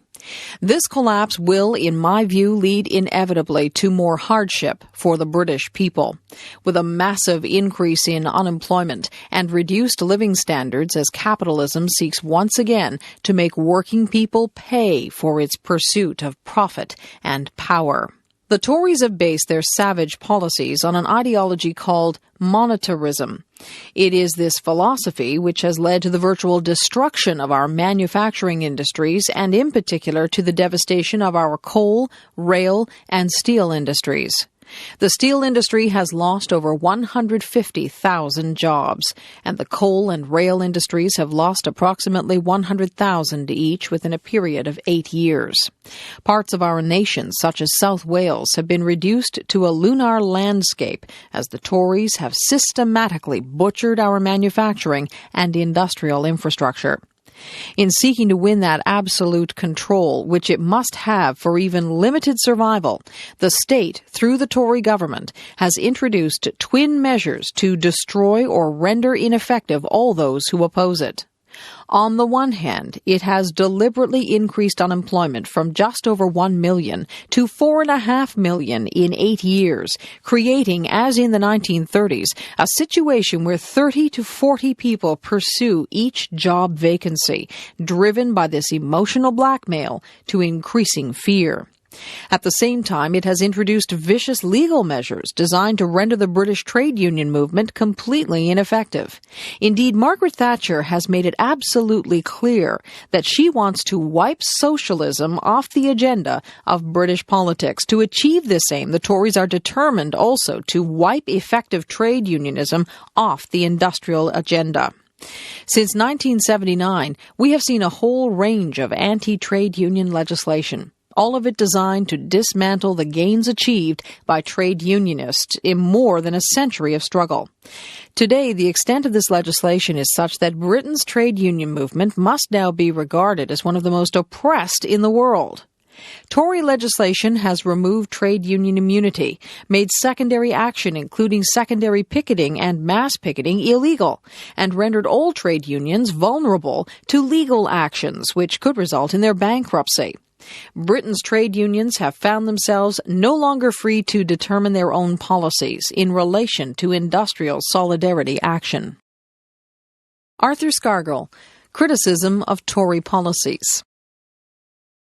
Not satisfied, however, with the most vicious anti-union legislation in the world, the Tories are currently introducing new measures which are so draconian they have staggered and brought forth opposition even from some traditional enemies of the trade union movement. The steps taken against British trade unionism can probably only be compared with those taken against our German comrades by Hitler in the 1930s. If this new Tory legislation is left unchallenged, then civil liberties and human rights in Britain are in danger of being wiped out. As life in Britain becomes harder, as frustrations and tensions rise, the state must bring into play all the elements of its machinery in order to suppress any attempts to throw off its power. The police are used increasingly in paramilitary fashion. The judiciary use greater ruthlessness against any trade union that attempts to stand by its rules and constitution, as the experience of the National Union of Mine Workers over the past 4 years proves. The courts have dealt just as savagely with the Lambeth and Liverpool councillors who refused to betray the commitments made to their communities. Meanwhile, the media, now quite openly under the control of international capitalists such as Murdoch and Maxwell, become even more blatantly the mouthpiece of Tory philosophy. The British capitalist press can make no claim to either objectivity or integrity, whether through the gutter journalism of the tabloids or the more restrained style of the so-called quality papers. They both play a key role in the daily dissemination of lies and misinformation to the public. This is but an outline of the situation which today faces the British labour and trade union movement. The terrible irony about it is that whilst throughout our movement there is general agreement on the ravages of the Tory attack, and agreement that it should be stopped, we have not united in an effective force to combat those ravages and challenge the system which has forced them onto our class. On the contrary, rather than uniting to fight our common enemy, our movement has been diverted time and time again by internal attacks aimed disgracefully at the very sections which have fought so bravely to carry out Labour Party and TUC policies by battling to save jobs, industries, communities, and services. Margaret Thatcher has been absolutely clear in recognizing her enemy. It is socialism, and she has openly declared her intention of wiping it off the British agenda. Dwight D. Eisenhower, The Military-Industrial Complex. This evening I come to you with a message of leave-taking and farewell, and to share a few final thoughts with you, my countrymen. We now stand 10 years past the midpoint of a century that has witnessed 4 major wars among great nations. 3 of these involved our own country. Despite these holocausts, America is today the strongest, the most influential, and most productive nation in the world. Understandably proud of this preeminence, we yet realize that America's leadership and prestige depend not merely upon our unmatched material progress, riches, and military strength, but on how we use our power in the interests of world peace and human betterment. A vital element in keeping the peace is our military establishment. Our arms must be mighty, ready for instant action, so that no potential aggressor may be tempted to risk his own destruction. Our military organization today bears little relation to that known by any of my predecessors in peacetime, or indeed by the fighting men of World War II or Korea. Until the latest of our world conflicts, the United States had no armaments industry. American makers of plowshares could, with time and as required, make swords as well. But we can no longer risk emergency improvisation of national defense. We have been compelled to create a permanent armaments industry of vast proportions. Added to this, 3.5 million men and women are directly engaged in the defense establishment. We annually spend on military security alone more than the net income of all United States corporations. Now, this conjunction of an immense military establishment and a large arms industry is new in the American experience. The total influence, economic, political, even spiritual, is felt in every city, every statehouse, every office of the federal government. We recognize the imperative need for this development. Yet we must not fail to comprehend its grave implications. Our toil, resources, and livelihood are all involved. So is the very structure of our society. In the councils of government, we must guard against the acquisition of unwarranted influence, whether sought or unsought, by the military-industrial complex. The potential for the disastrous rise of misplaced power exists and will persist. Harriet Tubman. Before the American Civil War, the economy of the southern states was based on the use of slave labor. The social and political leaders of the Old South were the plantation owners. Many of these owned hundreds of black slaves. The slaves were mainly used to pick crops, like cotton and tobacco.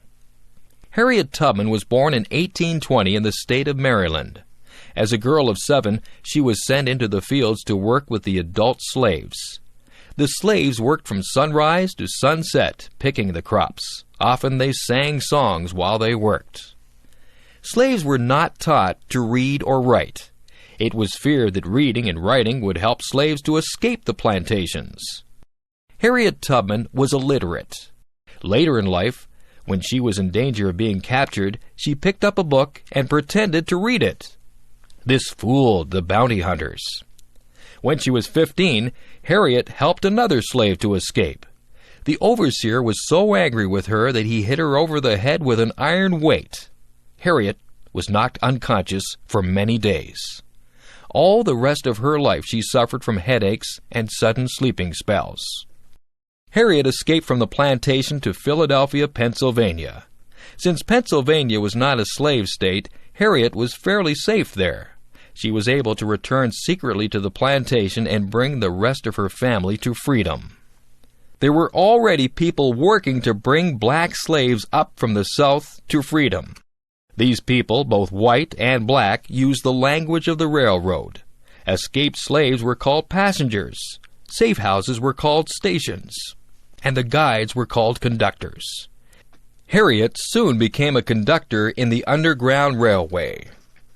In 1850, the American government passed a second Fugitive Slave Act. This put more pressure on northern states to return escaped slaves to the South. Because of this, the Underground Railway went further north to Canada. In 1793, Upper Canada, Ontario, had passed a law bringing a gradual stop to slavery. In 1834, slavery was abolished in the whole British Empire. A lot of escaped slaves had come to Canada before 1850, but now nearly all escaped slaves tried to go there. Harriet Tubman rented a house in St. Catharines, Ontario. This provided a shelter for new arrivals. Harriet made about 11 trips from Canada to the U.S. during these years. In all, she brought back about 300 people. Escaped slaves had to travel by night and suffered hardships in bad weather. They had to hide during the day wherever they could. Harriet did not allow any passengers to turn back. That might endanger the whole Underground Railway. When the slave owners heard about Harriet, they offered a reward for her capture, but no one caught her or turned her in. When the Civil War broke out in 1861, she acted as a spy for the northern states. After the war, she married a black American soldier, Nelson Davis. In 1869, a book was written about Harriet Tubman. Black slaves knew Harriet as Moses. The Bible tells the story of how Moses led the people of Israel out of slavery in Egypt. He led them north to Palestine. In the same way, Harriet Tubman delivered many of her people from slavery and led them north to freedom. Dwight D. Eisenhower, The Military-Industrial Complex. Happily, I can say that war has been avoided. Steady progress toward our ultimate goal has been made, but so much remains to be done. As a private citizen, I shall never cease to do what little I can to help the world advance along that road. So in this, my last good night to you as your president, I thank you for the many opportunities you have given me for public service in war and in peace. I trust that in that service you find some things worthy.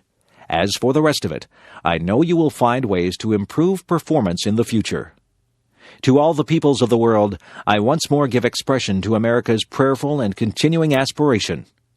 We pray that peoples of all faiths, all races, all nations may have their great human needs satisfied. That those now denied opportunity shall come to enjoy it to the full. That all who yearn for freedom may experience its spiritual blessings. That those who have freedom will understand also its heavy responsibilities. That all who are insensitive to the needs of others will learn charity.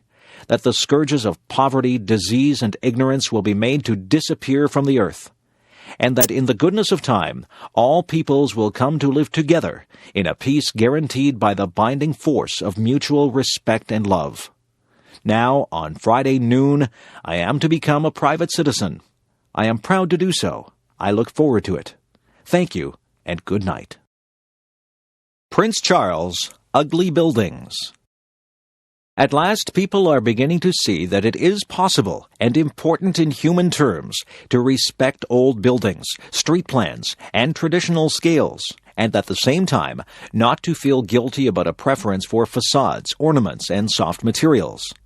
At last, after witnessing the wholesale destruction of Georgian and Victorian housing in most of our cities, people have begun to realize that it is possible to restore old buildings, and what is more, that there are architects willing to undertake such projects. For far too long, it seems to me, some planners and architects have consistently ignored the feelings and wishes of the mass of ordinary people in this country. Perhaps, when you think about it, it is hardly surprising, as architects tend to have been trained to design buildings from scratch, to tear down and rebuild. A large number of us have developed a feeling that architects tend to design houses for the approval of fellow architects and critics, not for the tenants. To be concerned about the way people live, about the environment they inhabit, and the kind of community that is created by that environment should surely be one of the prime requirements of a really good architect. It has been most encouraging to see the development of community architecture as a natural reaction to the policy of decanting people to new towns and overspill estates where the extended family patterns of support were destroyed and the community life was lost. Now, moreover, we are seeing the gradual expansion of housing cooperatives, particularly in the inner-city areas of Liverpool, where the tenants are able to work with an architect of their own who listens to their comments and their ideas and tries to design the kind of environment they want, rather than the kind which tends to be imposed upon them without any degree of choice. What I believe is important about community architecture is that it has shown ordinary people that their views are worth having, that architects and planners do not necessarily have the monopoly of knowing best about taste, style, and planning, that they need not be made to feel guilty or ignorant if their natural preference is for the more traditional designs, for a small garden, for courtyards, arches, and porches, and that there is a growing number of architects prepared to listen and to offer imaginative ideas. It would be a tragedy if the character and skyline of our capital city were to be further ruined and St. Paul's dwarfed by yet another giant glass stump, better suited to downtown Chicago than the city of London. It is hard to imagine that London before the last war must have had one of the most beautiful skylines of any great city, if those who recall it are to be believed. Those who do say that the affinity between buildings and the earth, in spite of the city's immense size, was so close and organic that the houses looked almost as though they had grown out of the earth and had not been imposed upon it, grown, moreover, in such a way that as few trees as possible were thrust out of the way. Those who knew it then and loved it, as so many British love Venice without concrete stumps and glass towers, and those who can imagine what it was like, must associate with the sentiments in one of Aldous Huxley's earliest and most successful novels, Antic Hay, where the main character, an unsuccessful architect, reveals a model of London as Christopher Wren wanted to rebuild it after the Great Fire, and describes how Wren was so obsessed with the opportunity the fire gave the city to rebuild itself into a greater and more glorious vision. What, then, are we doing to our capital city now? What have we done to it since the bombing during the war? What are we shortly going to do to one of its most famous areas, Trafalgar Square? Instead of designing an extension to the elegant facade of the National Gallery which complements it and continues the concept of columns and domes, it looks as if we may be presented with a kind of vast municipal fire station, complete with the sort of tower that contains the siren. I would understand better this type of high-tech approach if you demolished the whole of Trafalgar Square and started again with a single architect responsible for the entire layout. But what is proposed is like a monstrous carbuncle on the face of a much-loved and elegant friend. Apart from anything else, it defeats me why anyone wishing to display the early Renaissance pictures belonging to the gallery should do so in a new gallery so manifestly at odds with the whole spirit of that age of astonishing proportion. Why can't we have those curves and arches that express feeling and design? What is wrong with them? Why has everything got to be vertical, straight, unbending, only at right angles, and functional? Robert Runcie, After the Falklands War. Our hope as Christians is not fundamentally in man's naked goodwill and rationality. We believe that he can overcome the deadly selfishness of class or sect or race by discovering himself as a child of the universal God of love. When a man realizes that he is a beloved child of the Creator of all, then he is ready to see his neighbors in the world as brothers and sisters. That is one reason why those who dare to interpret God's will must never claim him as an asset for one nation or group rather than another. War springs from the love and loyalty which should be offered to God being applied to some God substitute, one of the most dangerous being nationalism. This is a dangerous world where evil is at work, nourishing the mindless brutality which killed and maimed so many in this city last week. Sometimes with the greatest reluctance, force is necessary to hold back the chaos which injustice and the irrational element in man threaten to make of the world. But having said that, all is not lost, and there is hope. Even in the failure of war, there are springs of hope. In that great war play by Shakespeare, Henry V says, "There is some soul of goodness in things evil, would men observingly distill it out." People are mourning on both sides of this conflict. In our prayers, we shall quite rightly remember those who are bereaved in our own country and the relations of the young Argentinian soldiers who were killed. Common sorrow should do something to reunite those who were engaged in this struggle. A shared anguish can be a bridge of reconciliation. Our neighbors are indeed like us. I have had an avalanche of letters and advice about this service. Some correspondents have asked, why drag God in? As if the intention was to wheel up God to endorse some particular policy or attitude rather than another. The purpose of prayer and of services like this is very different, and there is hope for the world in the difference. In our prayers, we come into the presence of the living God. We come with our very human emotions, pride in achievement and courage, grief at loss and waste. We come as we are, and not just mouthing opinions and thanksgiving which the fashion of the moment judges acceptable. As we pour into prayer our mourning, our pride, our shame, and our convictions, which will inevitably differ from person to person, if we are really present and really reaching out to God, and not just demanding His endorsement, then God is able to work upon us. He is able to deepen and enlarge our compassion and to purify our thanksgiving. The parent who comes mourning the loss of a son may find here consolation, but also a spirit which enlarges our compassion to include all those Argentinian parents who have lost sons. Robert Runcie after the Falklands War. Man without God finds it difficult to achieve this revolution inside himself. But talk of peace and reconciliation is just fanciful and theoretical unless we are prepared to undergo such a revolution. Many of the reports I have heard about the troops engaged in this war refer to moments when soldiers have been brought face to face with what is fundamental in life and have found new sources of strength and compassion even in the midst of conflict. Ironically, it has sometimes been those spectators who remained at home, whether supporters or opponents of the conflict, who continue to be most violent in their attitudes and untouched in their deepest selves. Man without God is less than man. In meeting God, a man is shown his failures and his lack of integrity, but he is also given strength to turn more and more of his life and actions into love and compassion for other men like himself. It is necessary to the continuance of life on this planet that more and more people make this discovery. We have been the choice.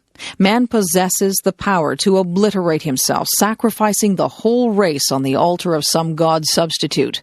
Or he can choose life in partnership with God, the Father of all. I believe there is evidence that more and more people are waking up to the realization that this crucial decision peers us in the face here and now. Cathedrals and churches are always places into which we bring human experiences, birth, marriage, death, our flickering communion with God, our fragile relationships with each other, so that they may be deepened and directed by the Spirit of Christ. Today we bring our mixture of thanksgiving, sorrows, and aspirations for a better ordering of this world. Pray God that He may purify, enlarge, and redirect these in the ways of His kingdom of love and peace. Amen. Salman Rushdie, Life Under Threat. A hot air balloon drifts slowly over a bottomless chasm carrying several passengers. A leak develops. The balloon starts losing height. The pit, a dark yawn, comes closer. Good grief, the wounded balloon can bear just one passenger to safety. The many must be sacrificed to save the one. But who should live? Who should die? And who could make such a choice? In point of fact, debating societies everywhere regularly make such choices without qualms, for of course what I've described is the given situation of that evergreen favorite, the balloon debate, in which, as the speakers argue over the relative merits and demerits of the well-known figures they have placed in disaster's mouth, the assembled company blithely accepts the faintly unpleasant idea that a human being's right to life is increased or diminished by his or her virtues or vices, that we may be born equal, but thereafter our lives weigh differently in the scales. It's only make-believe after all, and while it may not be very nice, it does reflect how people actually think. I have now spent over 1,000 days in just such a balloon, but alas, this isn't a game. For most of these 1,000 days, my fellow travelers included the Western hostages in Lebanon and the British businessmen imprisoned in Iran and Iraq, Roger Cooper and Ian Richter. And I had to accept, and did accept, that for most of my countrymen and countrywomen, my plight counted for less than the others. In any choice between us, I'd have been the first to be pitched out of the basket and into the abyss. Our lives teach us who we are, I wrote at the end of my essay, In Food Faith. Some of the lessons have been harsh and difficult to learn. Trapped inside a metaphor, I've often felt the need to redescribe it, to change the terms. This isn't so much a balloon, I've wanted to say, as a bubble, within which I'm simultaneously exposed and sealed off. The bubble floats above and through the world, depriving me of reality, reducing me to an abstraction. For many people, I've ceased to be a human being. I've become an issue, a bother, an affair. Bullet-proofed bubbles like this one are reality-proof too. Those who travel in them, like those who wear Tolkien's rings of invisibility, become wraith-like if they're not careful. They get lost. In this phantom space, a man may become the bubble that encases him, and then one day, pop, he's gone forever. It's ridiculous, isn't it, to have to say, but I am a human being, unjustly accused, unjustly embubbled. Or is it I who am being ridiculous as I call out from my bubble, I'm still trapped in here, folks. Somebody, please get me out? Salman Rushdie, Life Under Threat. Out there where you are, in the rich and powerful and lucky West, has it really been so long since religions persecuted people, burning them as heretics, drowning them as witches, that you can't recognize religious persecution when you see it? The original metaphor has reasserted itself. I'm back in the balloon, asking for the right to live. What is my single life worth? Despair whispers in my ear. Not a lot, but I refuse to give in to despair. I refuse to give in to despair because I've been shown love as well as hatred. I know that many people do care and are appalled by the crazy upside-down logic of the post-fatwa world, in which a single novelist can be accused of having savaged or mugged a whole community, becoming its tormentor instead of its tarred and feathered victim, and the scapegoat for all its discontents. Many people do ask, for example, when a white pop star turned Islamic fanatic speaks approvingly about killing an Indian immigrant, how does the Indian immigrant end up being called the racist? Or again, what minority is smaller and weaker than a minority of one? I refuse to give in to despair, even though for 1,000 days and more I've been put through a degree course in worthlessness, my own personal and specific worthlessness. My first teachers were the mobs marching down distant boulevards, baying for my blood and finding soon enough their echoes on the English streets. I could not understand the force that makes parents hang murderous slogans around their children's necks. I have learned to understand it. It burns books and effigies and thinks itself holy. But at first, as I watched the marchers, I felt them trampling on my heart. Once again, however, I have been saved by instances of fair-mindedness, of goodness. Every time I learn that a reader somewhere has been touched by the satanic verses, moved and entertained and stimulated by it, it arouses deep feelings in me. And there are more and more such readers nowadays, my postbag tells me, readers, including Muslims, who are willing to give my burned, spurned child a fair hearing at long last. Sometimes I think that one day Muslims will be ashamed of what Muslims did in these times, will find the Rushdie affair as improbable as the West now finds martyr burning. One day they may agree that, as the European Enlightenment demonstrated, freedom of thought is precisely freedom from religious control, freedom from accusations of blasphemy. Maybe they'll agree, too, that the row over the satanic verses was at the bottom of an argument about who should have power over the grand narrative, the story of Islam, and that power must belong equally to everyone. That even if my novel were incompetent, its attempt to retell the story would still be important. That if I failed, others must succeed, because those who do not have power over the story that dominates their lives, power to retell it, rethink it, deconstruct it, joke about it, and change it as times change, truly are powerless, because they cannot think new thoughts. Salman Rushdie, Life Under Threat. One day, maybe, but not today. Today my education in worthlessness continues. And what Sal Bello would call my reality instructors include the media pundit who suggests that a manly death would be better for me than hiding like a rat, the letter writer who points out that of course the trouble is that I look like the devil, and wonders if I have hairy shanks and cloven hooves, the moderate Muslim who writes to say that Muslims find it revolting when I speak about the Iranian death threats. It's not the fatwa that's revolting, you understand, but my mention of it. The rather more immoderate Muslim who tells me to shut up, explaining that if a fly is caught in a spider's web, it should not attract the attention of the spider. I ask the reader to imagine how it might feel to be intellectually and emotionally bludgeoned from 1,000 different directions every day for 1,000 days and more. Back in the balloon, something longed for and heartening has happened. On this occasion, mirabile dictu, the many have not been sacrificed, but saved. That is to say, my companions, the Western hostages and the gold businessmen, have, by good fortune and the efforts of others, managed to descend safely to earth, and have been reunited with their families and friends, with their own free lives. I rejoice for them, and admire their courage, their resilience, and now I'm alone in the balloon. Surely I'll be safe now. Surely now the balloon will drop safely towards some nearby haven, and I too will be reunited with my life. Surely it's my turn now. But the balloon is over the chasm again, and it's still sinking. I realize that it's carrying a great deal of valuable freight, trading relations, armaments deals, the balance of power in the Gulf. These and other matters of great moment are weighing down the balloon. I hear voices suggesting that if I stay aboard, this precious cargo will be endangered. The national interest is being redefined. Am I being redefined out of it? Am I to be jettisoned after all? When Britain renewed relations with Iran at the United Nations in 1990, the senior British official in charge of the negotiations assured me in unambiguous language that something very substantial had been achieved on my behalf. The Iranians, laughing merrily, had secretly agreed to forget the fatwa. The diplomat put great stress on this cherry Iranian laughter. They would neither encourage nor allow their citizens, surrogates, or proxies to act against me. Oh, how I wanted to believe that. But in the year and a bit that followed, we saw the fatwa restated in Iran. The bounty money doubled. The book's Italian translator severely wounded. Its Japanese translator stabbed to death. There was news of an attempt to find and kill me by contract killers, working directly for the Iranian government through its European embassies. Another such contract was successfully carried out in Paris, the victim being the harmless and aged ex-Prime Minister of Iran, Shapur Bakhtiar. Salman Rushdie, Life Under Threat.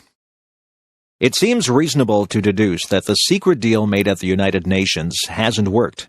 Dismayingly, however, the talk as I write is all of improving relations with Iran still further, while the Rushdie case is described as a side issue. Is this a balloon I'm in, or the dustbin of history? Let me be clear, there is nothing I can do to break this impasse. The fatwa was politically motivated to begin with. It remains a breach of international law, and it can only be solved at the political level. To effect the release of the Western hostages in Lebanon, great levers were moved, great forces were brought into play. For Mr. Richter, 70 million in frozen Iraqi assets were thawed. What then is a novelist under terrorist attack worth? Despair murmurs once again, not a plugged nickel. But I refuse to give in to despair. You may ask why I'm so sure there's nothing I can do to help myself out of this jam. At the end of 1990, dispirited and demoralized, feeling abandoned even then in consequence of the British government's decision to patch things up with Iran, and with my marriage at an end, I faced my deepest grief, my unquenchable sorrow at having been torn away from, cast out of, the cultures and societies from which I'd always drawn my strength and inspiration, that is, the broad community of British Asians and the broader community of Indian Muslims. I determined to make my peace with Islam, even at the cost of my pride. Those who were surprised and displeased by what I did perhaps failed to see that I was not some deracinated Uncle Tom Wog. To these people it was apparently incomprehensible that I should seek to make peace between the warring halves of the world, which were also the warring halves of my soul, and that I should seek to do so in a spirit of humility instead of the arrogance so often attributed to me. In good faith, I wrote, perhaps a way forward might be found through the mutual recognition of our mutual pain, but even moderate Muslims had trouble with this notion. What pain, they asked, could I possibly have suffered? What was I talking about? As a result, the really important conversations I had in this period were with myself. I said, Salman, you must send a message loud enough to be heard all over the world. You must make ordinary Muslims see that you aren't their enemy, and make the West understand a little more of the complexity of Muslim culture. It was my hope that Westerners might say, well, if he's the one in danger and yet he's willing to acknowledge the importance of his Muslim roots, then perhaps we ought to start thinking a little less stereotypically ourselves. No such luck, though. The message you send isn't always the one that's received. Salman Rushdie, Life Under Threat. And I said to myself, admit it, Salman, the story of Islam has a deeper meaning for you than any of the other grand narratives. Of course, you're no mystic, mister, and when you wrote, I am not a Muslim, that's what you meant. No supernaturalism, no literalist orthodoxies, no formal rules for you. But Islam doesn't have to mean blind faith. It can mean blind faith. It can mean what it always meant in your family, a culture, a civilization, as open-minded as your grandfather was, as delightedly disputatious as your father was, as intellectual and philosophical as you like. Don't let zealots make Muslim a terrifying word, I urged myself. Remember what it meant, family and light. I reminded myself that I had always argued that it was necessary to develop the nascent concept of the secular Muslim, who, like the secular Jews, affirmed his membership of the culture while being separate from the theology. I had recently read the contemporary Muslim philosopher Fuad Zakaria's Laïcité ou Islamisme, and have been encouraged by Zakaria's attempt to modernize Islamic thought. But Salman, I told myself, you can't argue from outside the debating chamber. You've got to cross the threshold, go inside the room, and then fight for your humanized, historicized, secularized way of being a Muslim. I recalled my near namesake, the 12th century philosopher Ibn Rushd Averroes, who argued that, to quote the great Arab historian Albert Hourani, not all the words of the Quran should be taken literally. When the literal meaning of Quranic verses appeared to contradict the truths to which philosophers arrived by the exercise of reason, those verses needed to be interpreted metaphorically. But Ibn Rushd was a snob. Having pronounced an idea far in advance of its time, he qualified it by saying that such sophistication was only suitable for the elite. Literalism would do for the masses. Salman, I asked myself, is it time to pick up Ibn Rushd's banner and carry it forward? To say, nowadays, such ideas are fit for everybody, for the beggar as well as the prince. It was with such things in mind, and with my thoughts in a state of some confusion and torment, that I spoke the Muslim creed before witnesses. But my fantasy of joining the fight for the modernization of Muslim thought, for freedom from the shackles of the thought police, was stillborn. It never really had a chance. Too many people had spent too long demonizing and totemizing me to listen seriously to what I had to say. In the West, some friends turned against me, called me by yet another set of insulting names. Now I was spineless, pathetic, debased. I had betrayed myself, my cause. Above all, I had betrayed them. I also found myself up against the granite, heartless certainties of actually existing Islam, by which I mean the political and priestly power structure that presently dominates and stifles Muslim societies. Actually existing Islam has failed to create a free society anywhere on earth, and it wasn't about to let me, of all people, argue in favor of one. Salman Rushdie, Life Under Threat. Suddenly I was, metaphorically, among people whose social attitudes I'd fought for all my life. For example, their attitudes about women. One Islamicist boasted to me that his wife would cut his toenails while he made telephone calls, and suggested I find such a spouse. Or about gays. One of the imams I met in December 1990 was on TV soon afterwards denouncing Muslim gays as sick creatures who brought shame on their families and who ought to seek medical and psychiatric help. Had I truly fallen in among such people? That was not what I meant at all. Facing the intransigence, the Philistine scorn of so much of actually existing Islam, I reluctantly concluded that there was no way for me to help bring into the Muslim culture I dreamed of the progressive, irreverent, skeptical, argumentative, playful, and unafraid culture, which is what I've always understood as freedom. Not me, not in this lifetime, no chance. Actually existing Islam, which has all but deified its prophet, a man who always fought passionately against such deification, which has supplanted a priest-free religion by a priest-ridden one, which makes literalism a weapon and redescriptions a crime, which will never let the likes of me in. Ibn Rushd's ideas were silenced in their time, and throughout the Muslim world today, progressive ideas are in retreat.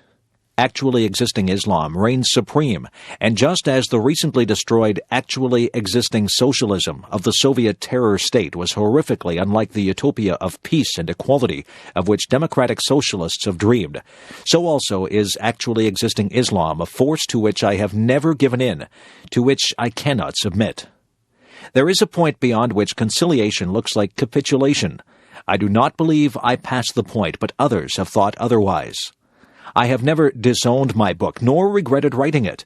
I said I was sorry to have offended people because I had not set out to do so, and so I am. I explained that writers do not agree with every word spoken by every character they create, a truism in the world of books, but a continuing mystery to the Satanic Verses opponents. I have always said that this novel has been traduced. Indeed, the chief benefit of my meeting with the 6 Islamic scholars on Christmas Eve 1990 was that they agreed that the novel had no insulting motives. In Islam, it is a man's intention that counts, I was told. Now we will launch a worldwide campaign on your behalf to explain that there has been a great mistake. All this with much smiling and friendliness and handshaking. It was in this context that I agreed to suspend, not cancel, a paperback edition, to create what I called a space for reconciliation. Salman Rushdie, Life Under Threat. Alas, I overestimated these men. Within days, all but one of them had broken their promises and recommended to vilify me and my work as if we had not shaken hands. I felt most probably I had been a great fool. The suspension of the paperback began at once to look like surrender. In the aftermath of the attacks on my translators, it looks even more craven. It has now been more than 3 years since the Satanic Verses was published. That's a long, long space for reconciliation. Long enough. I accept that I was wrong to have given way on this point. The Satanic Verses must be freely available and easily affordable, if only because if it is not read and studied, then these years will have no meaning. Those who forget the past are condemned to repeat it. Our lives teach us who we are. I have learned the hard way that when you permit anyone else's description of reality to supplant your own, and such descriptions have been raining down on me from security advisors, governments, journalists, archbishops, friends, enemies, mullahs, then you might as well be dead. Obviously, a rigid, blinkered, absolutist worldview is the easiest to keep hold of, whereas the fluid, uncertain, metamorphic picture I've always carried about is rather more vulnerable.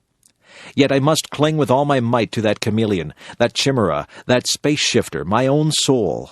Must hold on to its mischievous, iconoclastic, out-of-step clown instincts, no matter how great the storm. And if that plunges me into contradiction and paradox, so be it. I've lived in that messy ocean all my life. I've fished in it for my art. This turbulent sea was the sea outside my bedroom window in Bombay. It is the sea by which I was born, and which I carry within me wherever I go. Free speech is a non-starter, says one of my Islamic extremist opponents. No, sir, it's not. Free speech is the whole thing, the whole ballgame. Free speech is life itself. That's the end of my speech from this ailing balloon.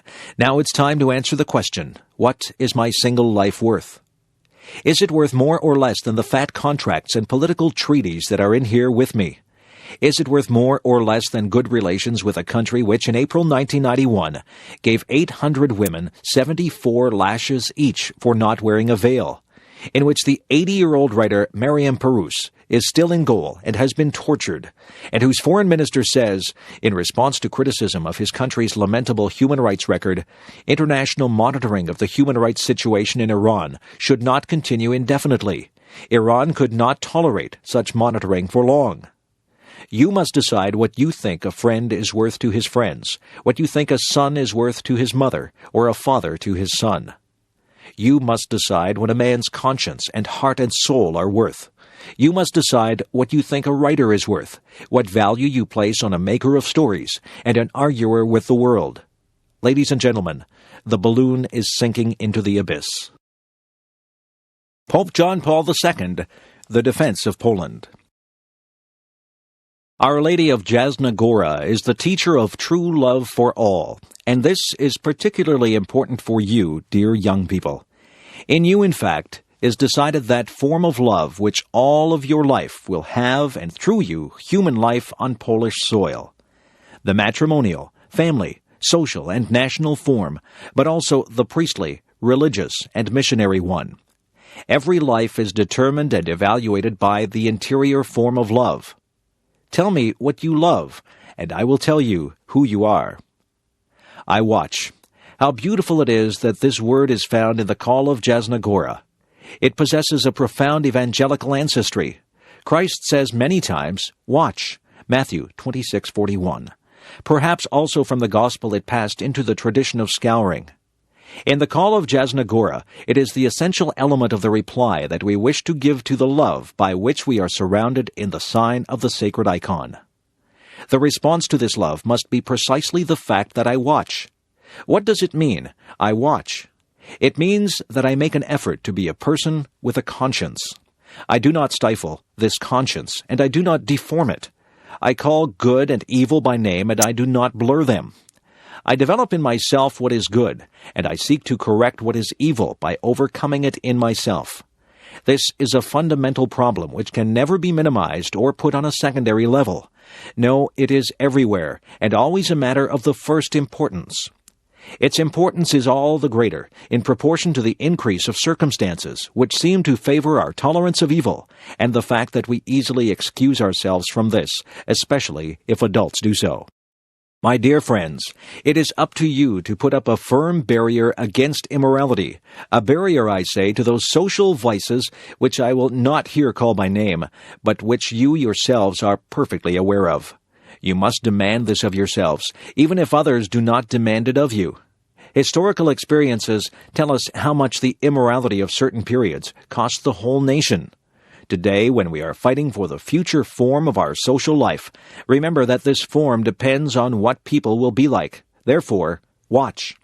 Christ said to the apostles during his prayer in Gethsemane, "Watch and pray that you may not enter into temptation." Matthew 26:41. I watch also means I see another.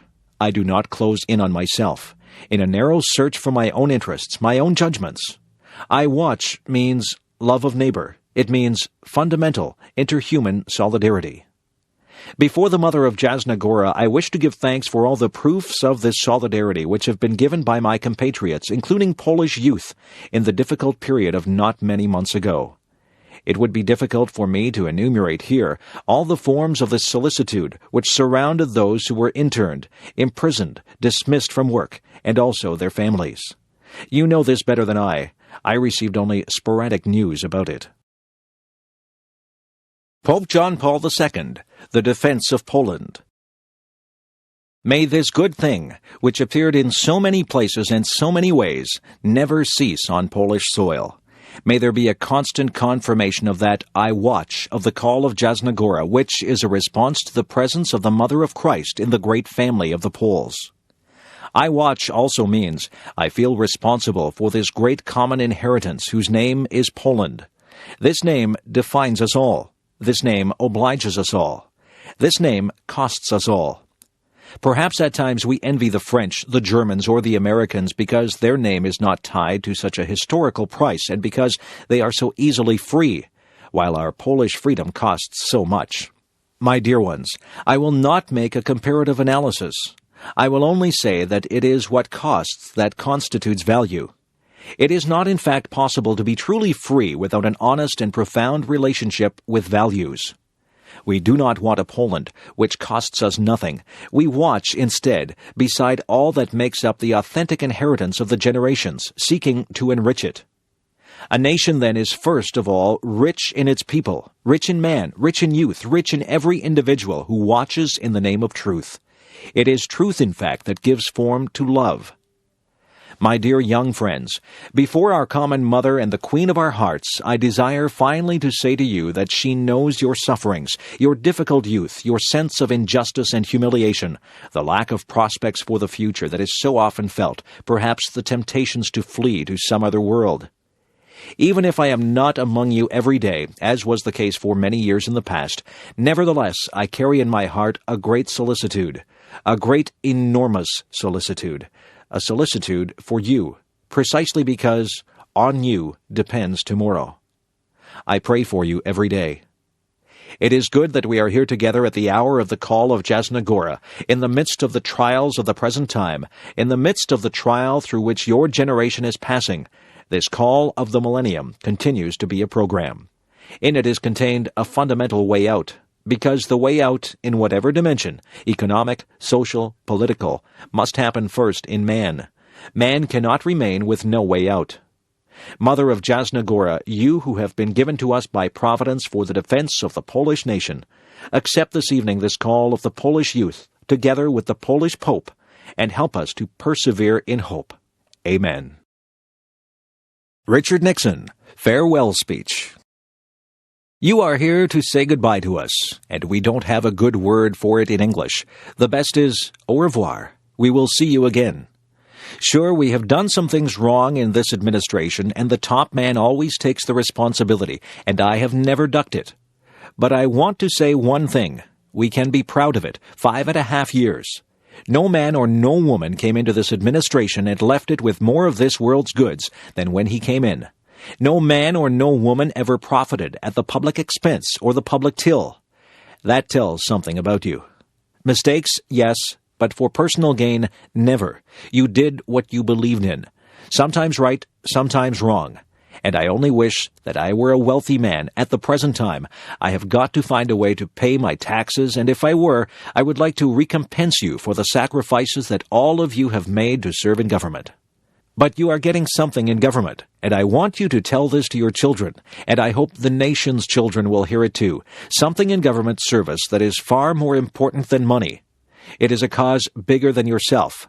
It is the cause of making this the greatest nation in the world, the leader of the world, because without our leadership, the world will know nothing but war, possibly starvation, or worse in the years ahead.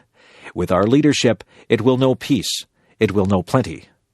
We think sometimes when things happen that don't go the right way, we think that when you don't pass the bar exam the first time, I happened to, but I was just lucky.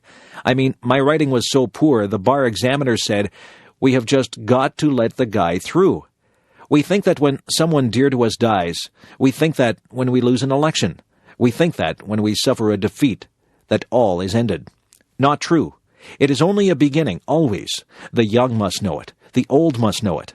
It must always sustain us, because the greatness comes not when things go always good for you, but the greatness comes, and you are really tested, when you take some knocks, some disappointments, when sadness comes, because only if you have been in the deepest valley can you ever know how magnificent it is to be on the highest mountain. Tony Benn, The Importance of Democracy. Some people genuinely believe that we shall never get social justice from the British government, but we shall get it from Jacques Delors. They believe that a good king is better than a bad parliament. I have never taken that view. Others believe that the change is inevitable, and that the common currency will protect us from inflation and will provide a wage policy. They believe that it will control speculation and that Britain cannot survive alone. None of those arguments persuade me because the argument has never been about sovereignty. I do not know what a sovereign is, apart from the one that used to be in gold and the Pope who is sovereign in the Vatican. We are talking about democracy. No nation, not even the great United States, which could, for all I know, be destroyed by a nuclear weapon from a third world country, has the power to impose its will on other countries. We are discussing whether the British people are to be allowed to elect those who make the laws under which they are governed. The argument is nothing to do with whether we should get more maternity leave from Madame Papandreou than from Madame Thatcher. That is not the issue. I recognize that when the members of the three front benches agree, I am in a minority. My next job, therefore, is to explain to the people of Chesterfield what we have decided. I will say first, my dear constituents, in future you will be governed by people whom you do not elect and cannot remove. I am sorry about it. They may give you better creches and shorter working hours, but you cannot remove them.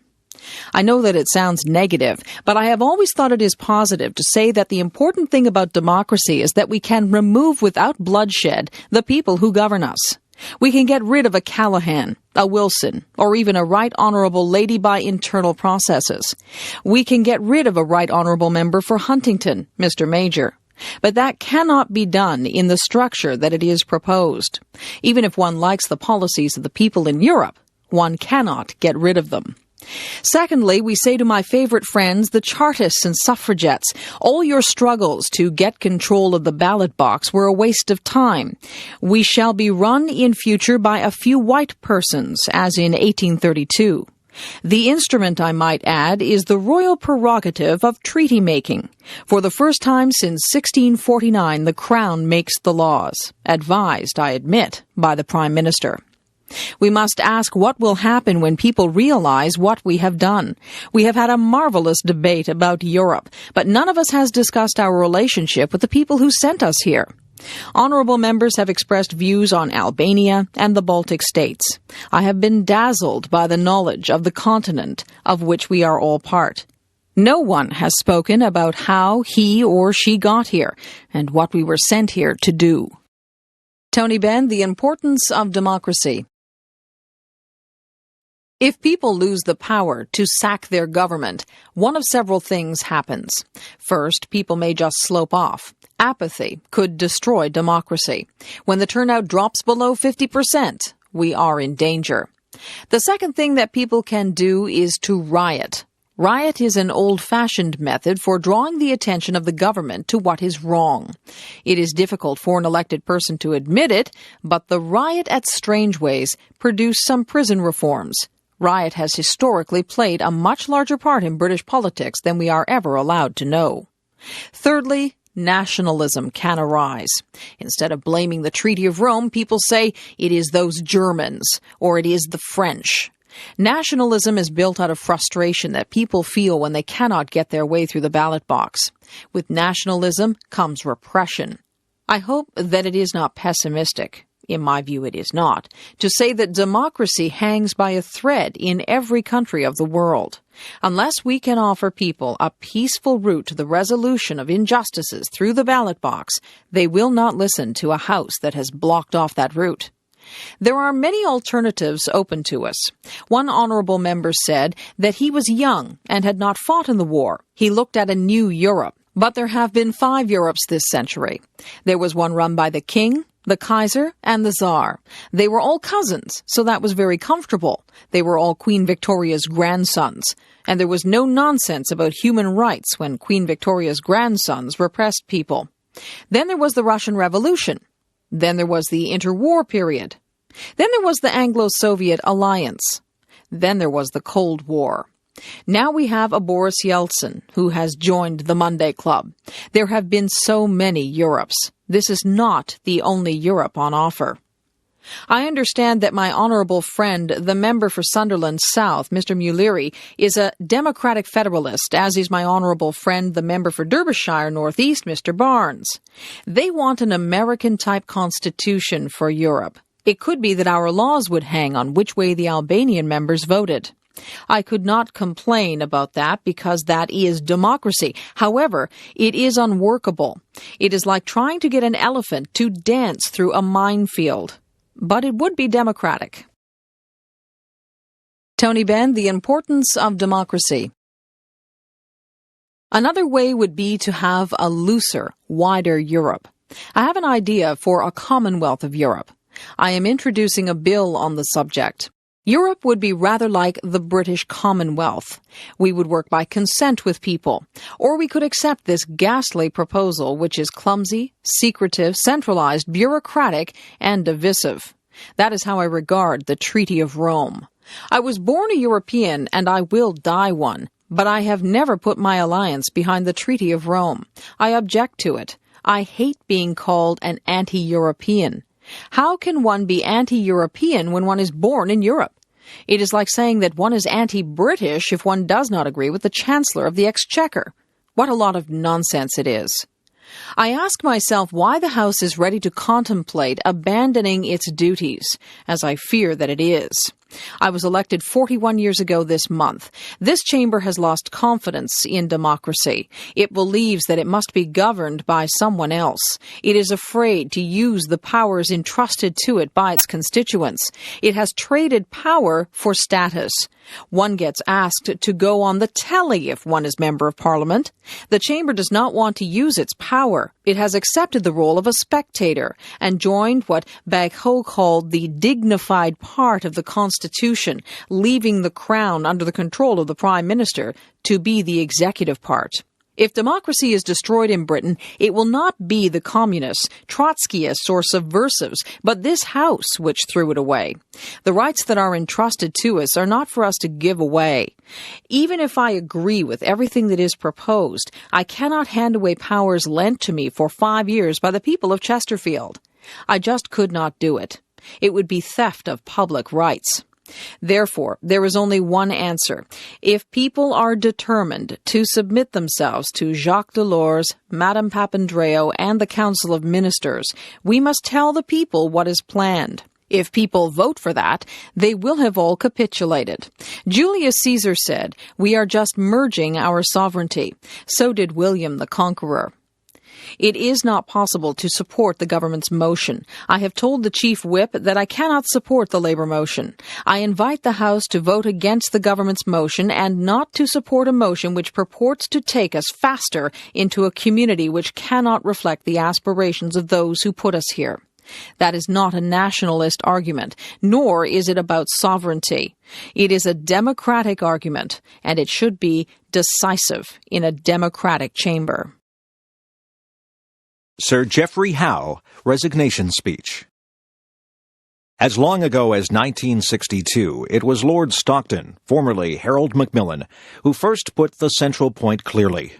He argued that we had to place and keep ourselves within the community.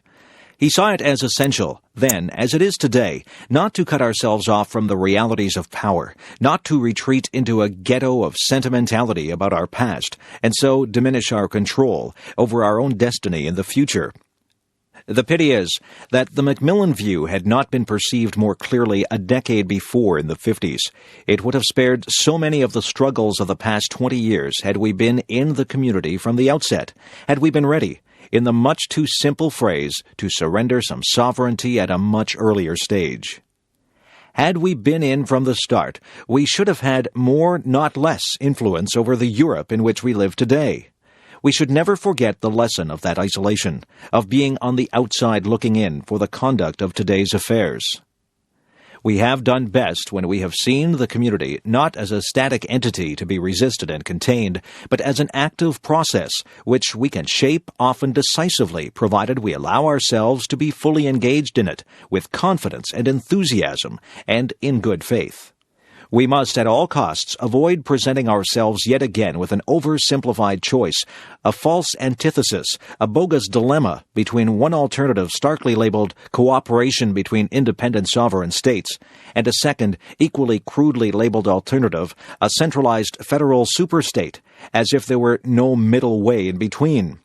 We commit a serious error if we think always in terms of surrendering sovereignty and seek to stand pat for all time on a given deal by proclaiming, as the Prime Minister did 2 weeks ago, that we have surrendered enough. The European enterprise is not and should not be seen like that, as some kind of zero-sum gain. Sir Winston Churchill put it much more positively 40 years ago when he said, "Is it not possible, and not less agreeable, to regard this sacrifice or merger of national sovereignty as the gradual assumption by all the nations concerned of that larger sovereignty which can alone protect their diverse and distinctive customs and characteristics and their national traditions?"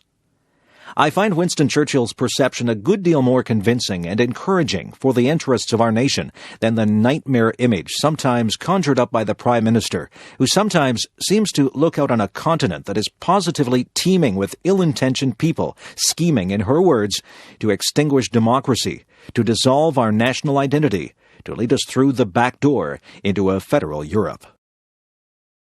Sir Geoffrey Howe, resignation speech. What kind of vision is that for our business people who trade there each day, for our financiers who seek to make London the money capital of Europe, or for all the young people of today? These concerns are especially important as we approach the crucially important topic of EMU. We must be positively and centrally involved in this debate and not fearfully and negatively detached. The cost of disengagement here could be very serious indeed. The tragedy is, and it is for me personally, for my party, for our whole people, for the Prime Minister herself, a very real tragedy, that the Prime Minister's perceived attitude towards Europe is running increasingly serious risks for the future of our nation. It risks minimizing our influence and maximizing our chances of being once again shut out. We have paid heavily in the past for late stars and squandered opportunities in Europe. We dare not let that happen again. If we detach ourselves completely as a party or as a nation from the middle ground of Europe, the effects will be incalculable and very hard ever to correct. In my letter of resignation, which I tendered with the utmost sadness and dismay, I said that cabinet government is about trying to persuade one another from within. That was my commitment to government by persuasion, persuading colleagues and nation. I have tried to do that as Foreign Secretary and since, but realize now that the task has become futile, of trying to stretch the meaning of words beyond what was credible, of trying to pretend there was a common policy when every step forward risked being subverted by some casual comment or impulsive answer. The conflict of loyalty is loyalty to the Prime Minister, and after more than 2 decades together, that instinct of loyalty is still very real, and the loyalty to what I perceive to be the true interests of this nation. That conflict of loyalty has become all too great. I no longer believe it is possible to resolve that conflict from within this government. That is why I have resigned. In doing so, I have done what I believe to be right for my party and my country. The time has come for others to consider their response to the tragic conflict of loyalty with which I have wrestled myself for perhaps too long. Mario Cuomo. 10 days ago, President Reagan admitted that although some people in this country seem to be doing well nowadays, others were unhappy and even worried about themselves, their families, and their futures. The president said he didn't understand that fear. He said, "Why, this country is a shining city on a hill." The president is right. In many ways, we are a shining city on a hill.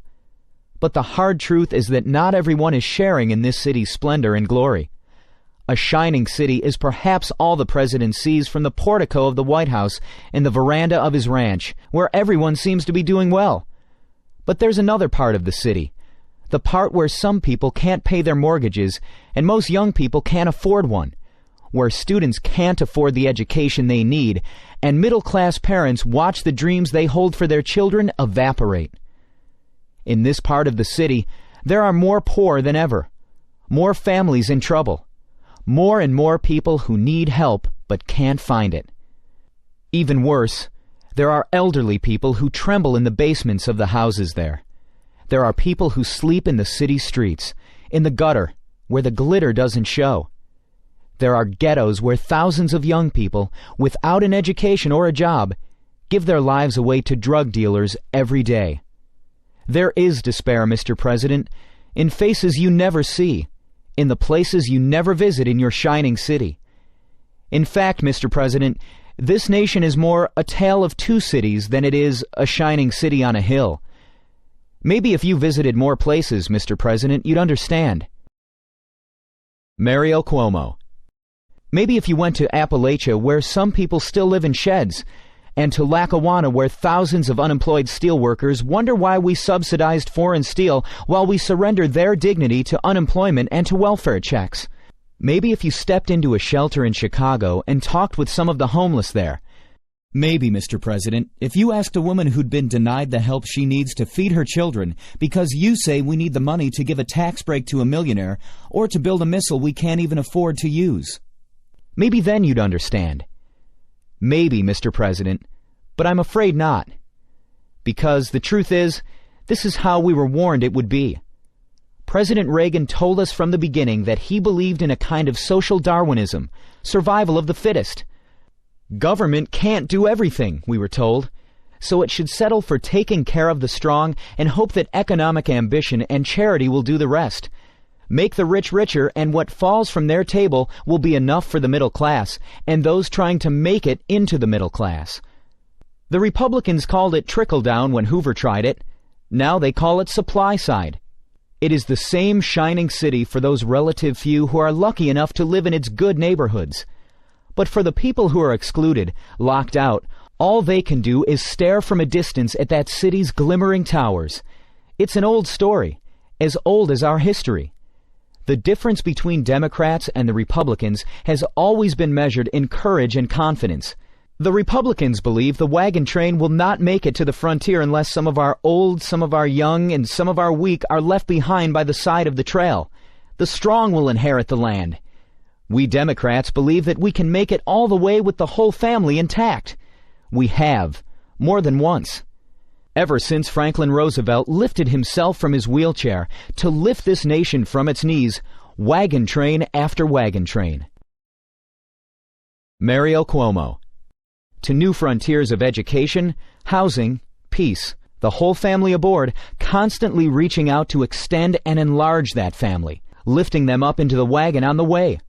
Blacks and Hispanics, people of every ethnic group, and Native Americans, all those struggling to build their families and claim some small share of America. For nearly 50 years, we carried them to new levels of comfort, security, dignity, even affluence.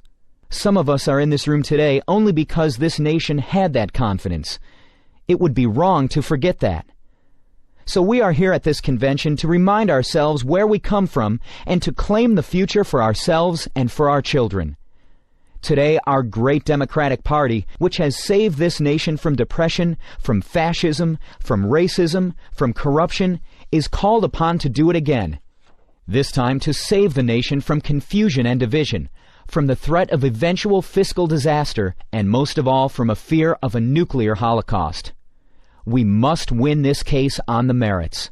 We must get the American public to look past the glitter, beyond the showmanship, to reality, to the hard substance of things. And we will do that not so much with speeches that sound good, as with speeches that are good and sound. We must make the American people hear our tale of two cities. We must convince them that we don't have to settle for two cities, that we can have one city, indivisible, shining for all its people.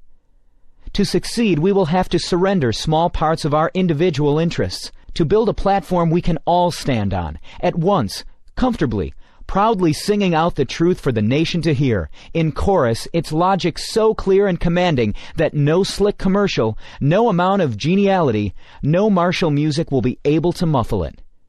We Democrats must unite so that the entire nation can. Surely the Republicans won't bring the convention together. Their policies divide the nation into the lucky and the left out, the royalty and the rabble.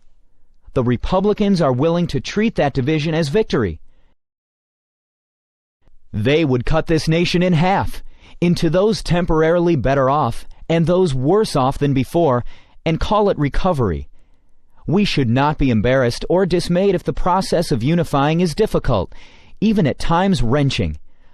Unlike any other party, we embrace men and women of every color, every creed, every orientation, every economic class. In our family are gathered everyone from the abject poor of Essex County in New York to the enlightened affluent of the Gold Coast of both ends of our nation. And in between is the heart of our constituency, the middle class, the people not rich enough to be worry-free, but not poor enough to be on welfare. Those who work for a living because they have to. White-collar and blue-collar. Young professionals, men and women in small business desperate for the capital and contracts they need to prove their worth. We speak for the minorities who have not yet entered the mainstream. For ethnics who want to add their culture to the mosaic that is America. For women, indignant that we refuse to etch into our governmental commandments the simple rule, "Thou shalt not sin against equality." A commandment so obvious it can be spelled in 3 letters, ERA. For young people demanding an education and a future. For senior citizens terrorized by the idea that their only security, their social security, is being threatened. For millions of reasoning people fighting to preserve the environment from greed and stupidity, and fighting to preserve our very existence from a macho intransigence that refuses to make intelligent attempts to discuss the possibility of nuclear holocaust with our enemy. Refusing because they believe we can pile missiles so high that they will pierce the clouds and the sight of them will frighten our enemies into submission. That struggle to live with dignity is the real story of the Shining City. It's a story I didn't read in a book or learn in a classroom. I saw it and lived it like many of you. I watched a small man with thick calluses on both hands work 15 and 16 hours a day. I saw him once literally bleed from the bottoms of his feet, a man who came here uneducated, alone, unable to speak the language, who taught me all I needed to know about faith and hard work by the simple eloquence of his example. Mario Cuomo. I learned about our kind of democracy from my father. I learned about our obligation to each other from him and from my mother. They asked only for a chance to work and to make the world better for their children and to be protected in those moments when they would not be able to protect themselves. This nation and its government did that for them. And that they were able to build a family and live in dignity and see one of their children go from beyond their little grocery store on the other side of the tracks in South Jamaica where he was born to occupy the highest seat in the greatest state of the greatest nation in the world we know is an ineffably beautiful tribute to the democratic process. We Democrats still have a dream. We still believe in this nation's future. And this is our answer, our credo. We believe in only the government we need, but we insist on all the government we need. We believe in a government characterized by fairness and reasonableness, a reasonableness that goes beyond labels, that doesn't distort or promise to do what it knows it can't do. A government strong enough to use the words love and compassion, and smart enough to convert our noblest aspirations into practical realities.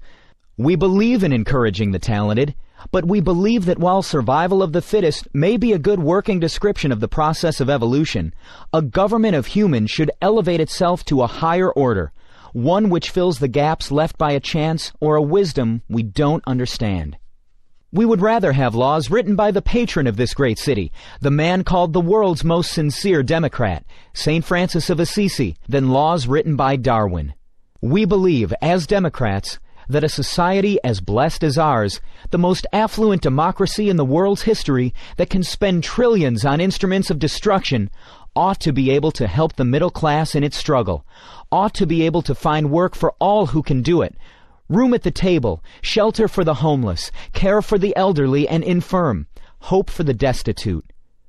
We proclaim as loudly as we can the utter insanity of nuclear proliferation and the need for a nuclear freeze, if only to affirm the simple truth that peace is better than war because life is better than death.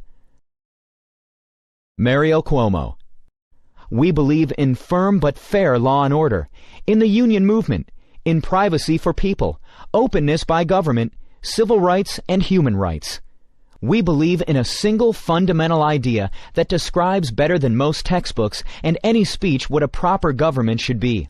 The idea of family, mutuality, the sharing of benefits and burdens for the good of all, feeling one another's pain, sharing one another's blessings, reasonably, honestly, fairly, without respect to race or sex or geography or political affiliation. We believe we must be the family of America, recognizing that at the heart of the matter we are bound one to another, that the problems of a retired school teacher in Duluth are our problems, that the future of the child in Buffalo is our future. The struggle of a disabled man in Boston to survive, to live decently, is our struggle. The hunger of a woman in Little Rock, our hunger. The failure anywhere to provide what reasonably we might to avoid pain is our failure. For 50 years, we Democrats created a better future for our children, using traditional democratic principles as a fixed beacon, giving us direction and purpose, but constantly innovating, adapting to new realities. Roosevelt's alphabet programs, Truman's NATO and the GI Bill of Rights, Kennedy's intelligent tax incentives and the Alliance for Progress, Johnson's civil rights, Carter's human rights, and the nearly miraculous Camp David peace accord. We will have America's first woman vice president, the child of immigrants, a New Yorker, opening with one magnificent stroke a whole new frontier for the United States. It will happen if we make it happen. I ask you, ladies and gentlemen, brothers and sisters, for the good of all of us, for the love of this great nation, for the family of America, for the love of God, please make this nation remember how futures are built. King Edward VIII. At long last, I am able to say a few words of my own. I have never wanted to withhold anything, but until now, it has not been constitutionally possible for me to speak.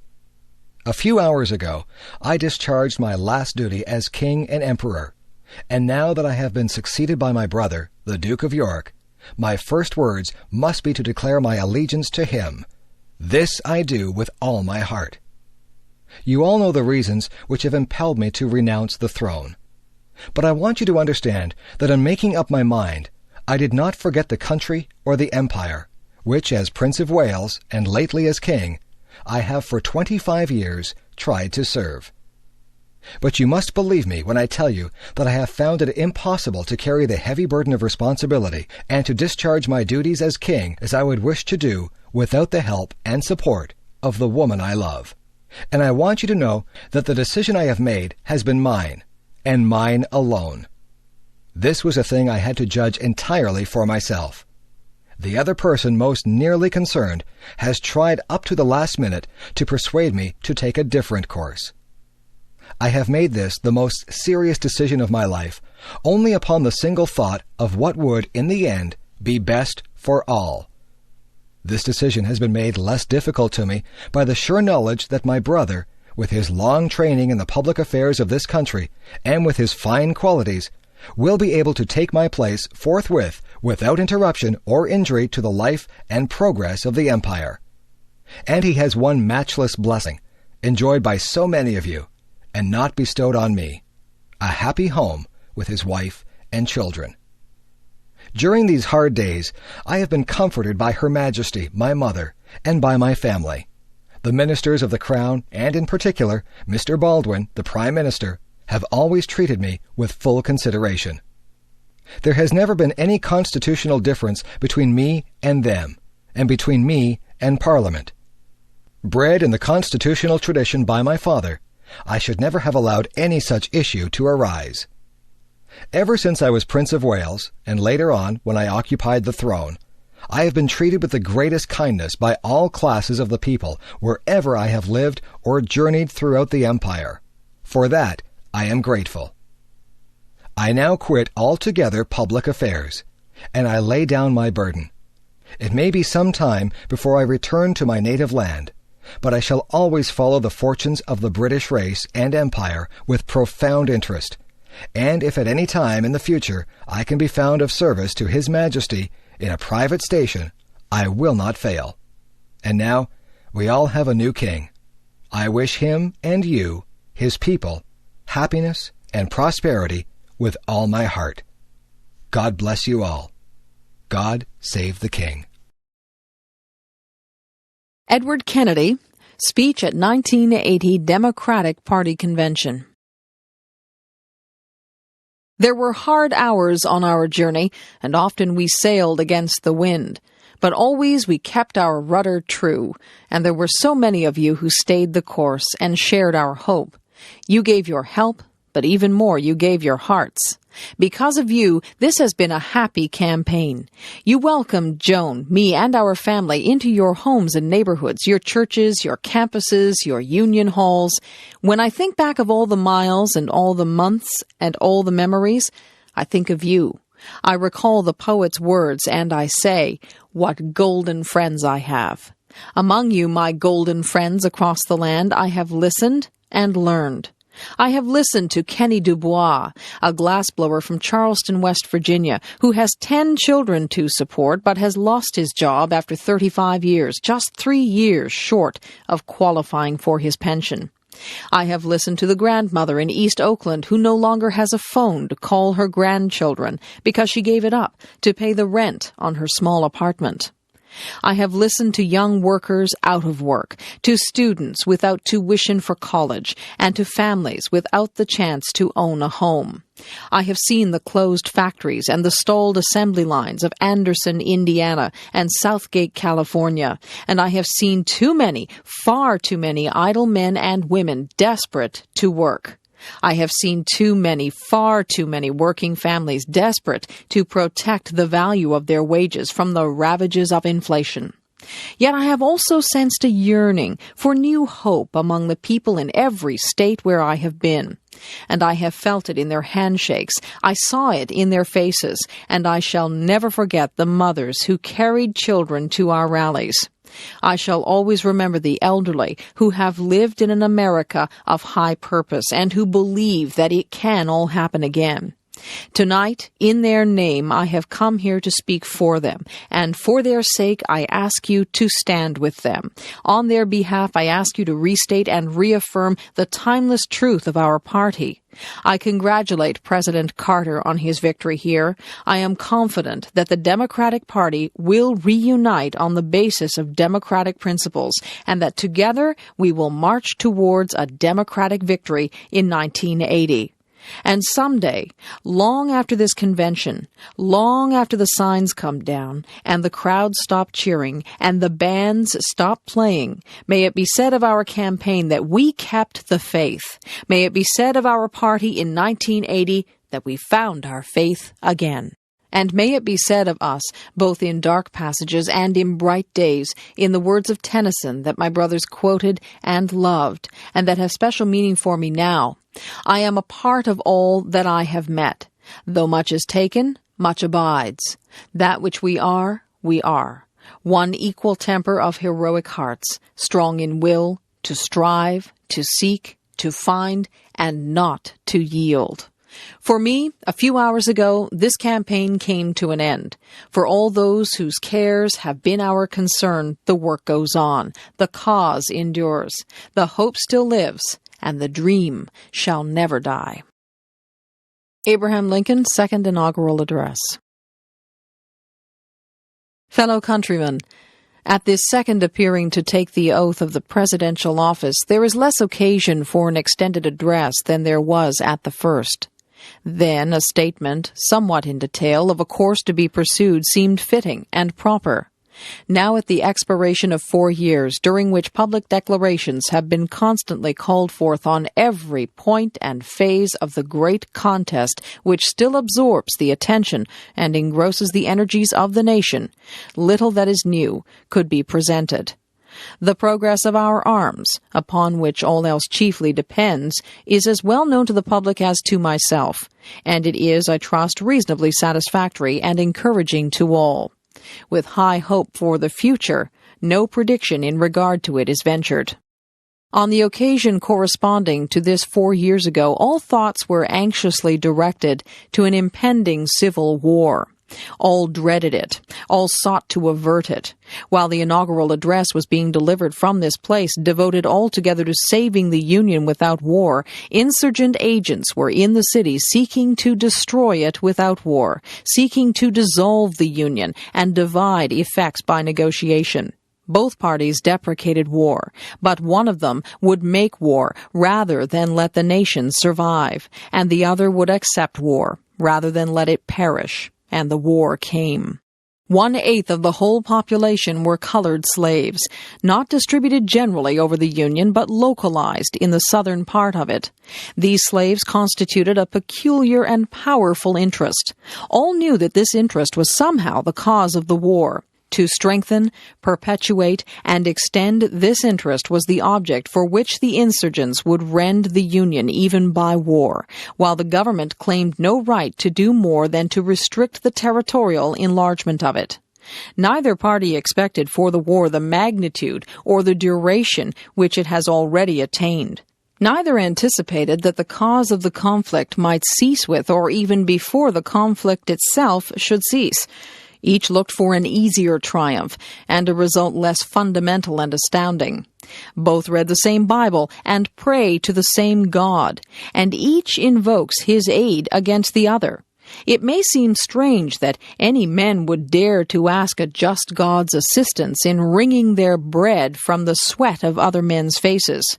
But let us judge not, that we be not judged. The prayers of both could not be answered. That of neither has been answered fully. The Almighty has His own purposes. Woe unto the world because of offenses, for it must needs be that offenses come. But woe to that man by whom the offense cometh. If we shall suppose that American slavery is one of those offenses which, in the providence of God, must needs come, but which, having continued through His appointed time, He now wills to remove, and that He gives to both North and South this terrible war as the woe due to those by whom the offense came, shall we discern therein any departure from those divine attributes which the believers in a living God always ascribe to Him?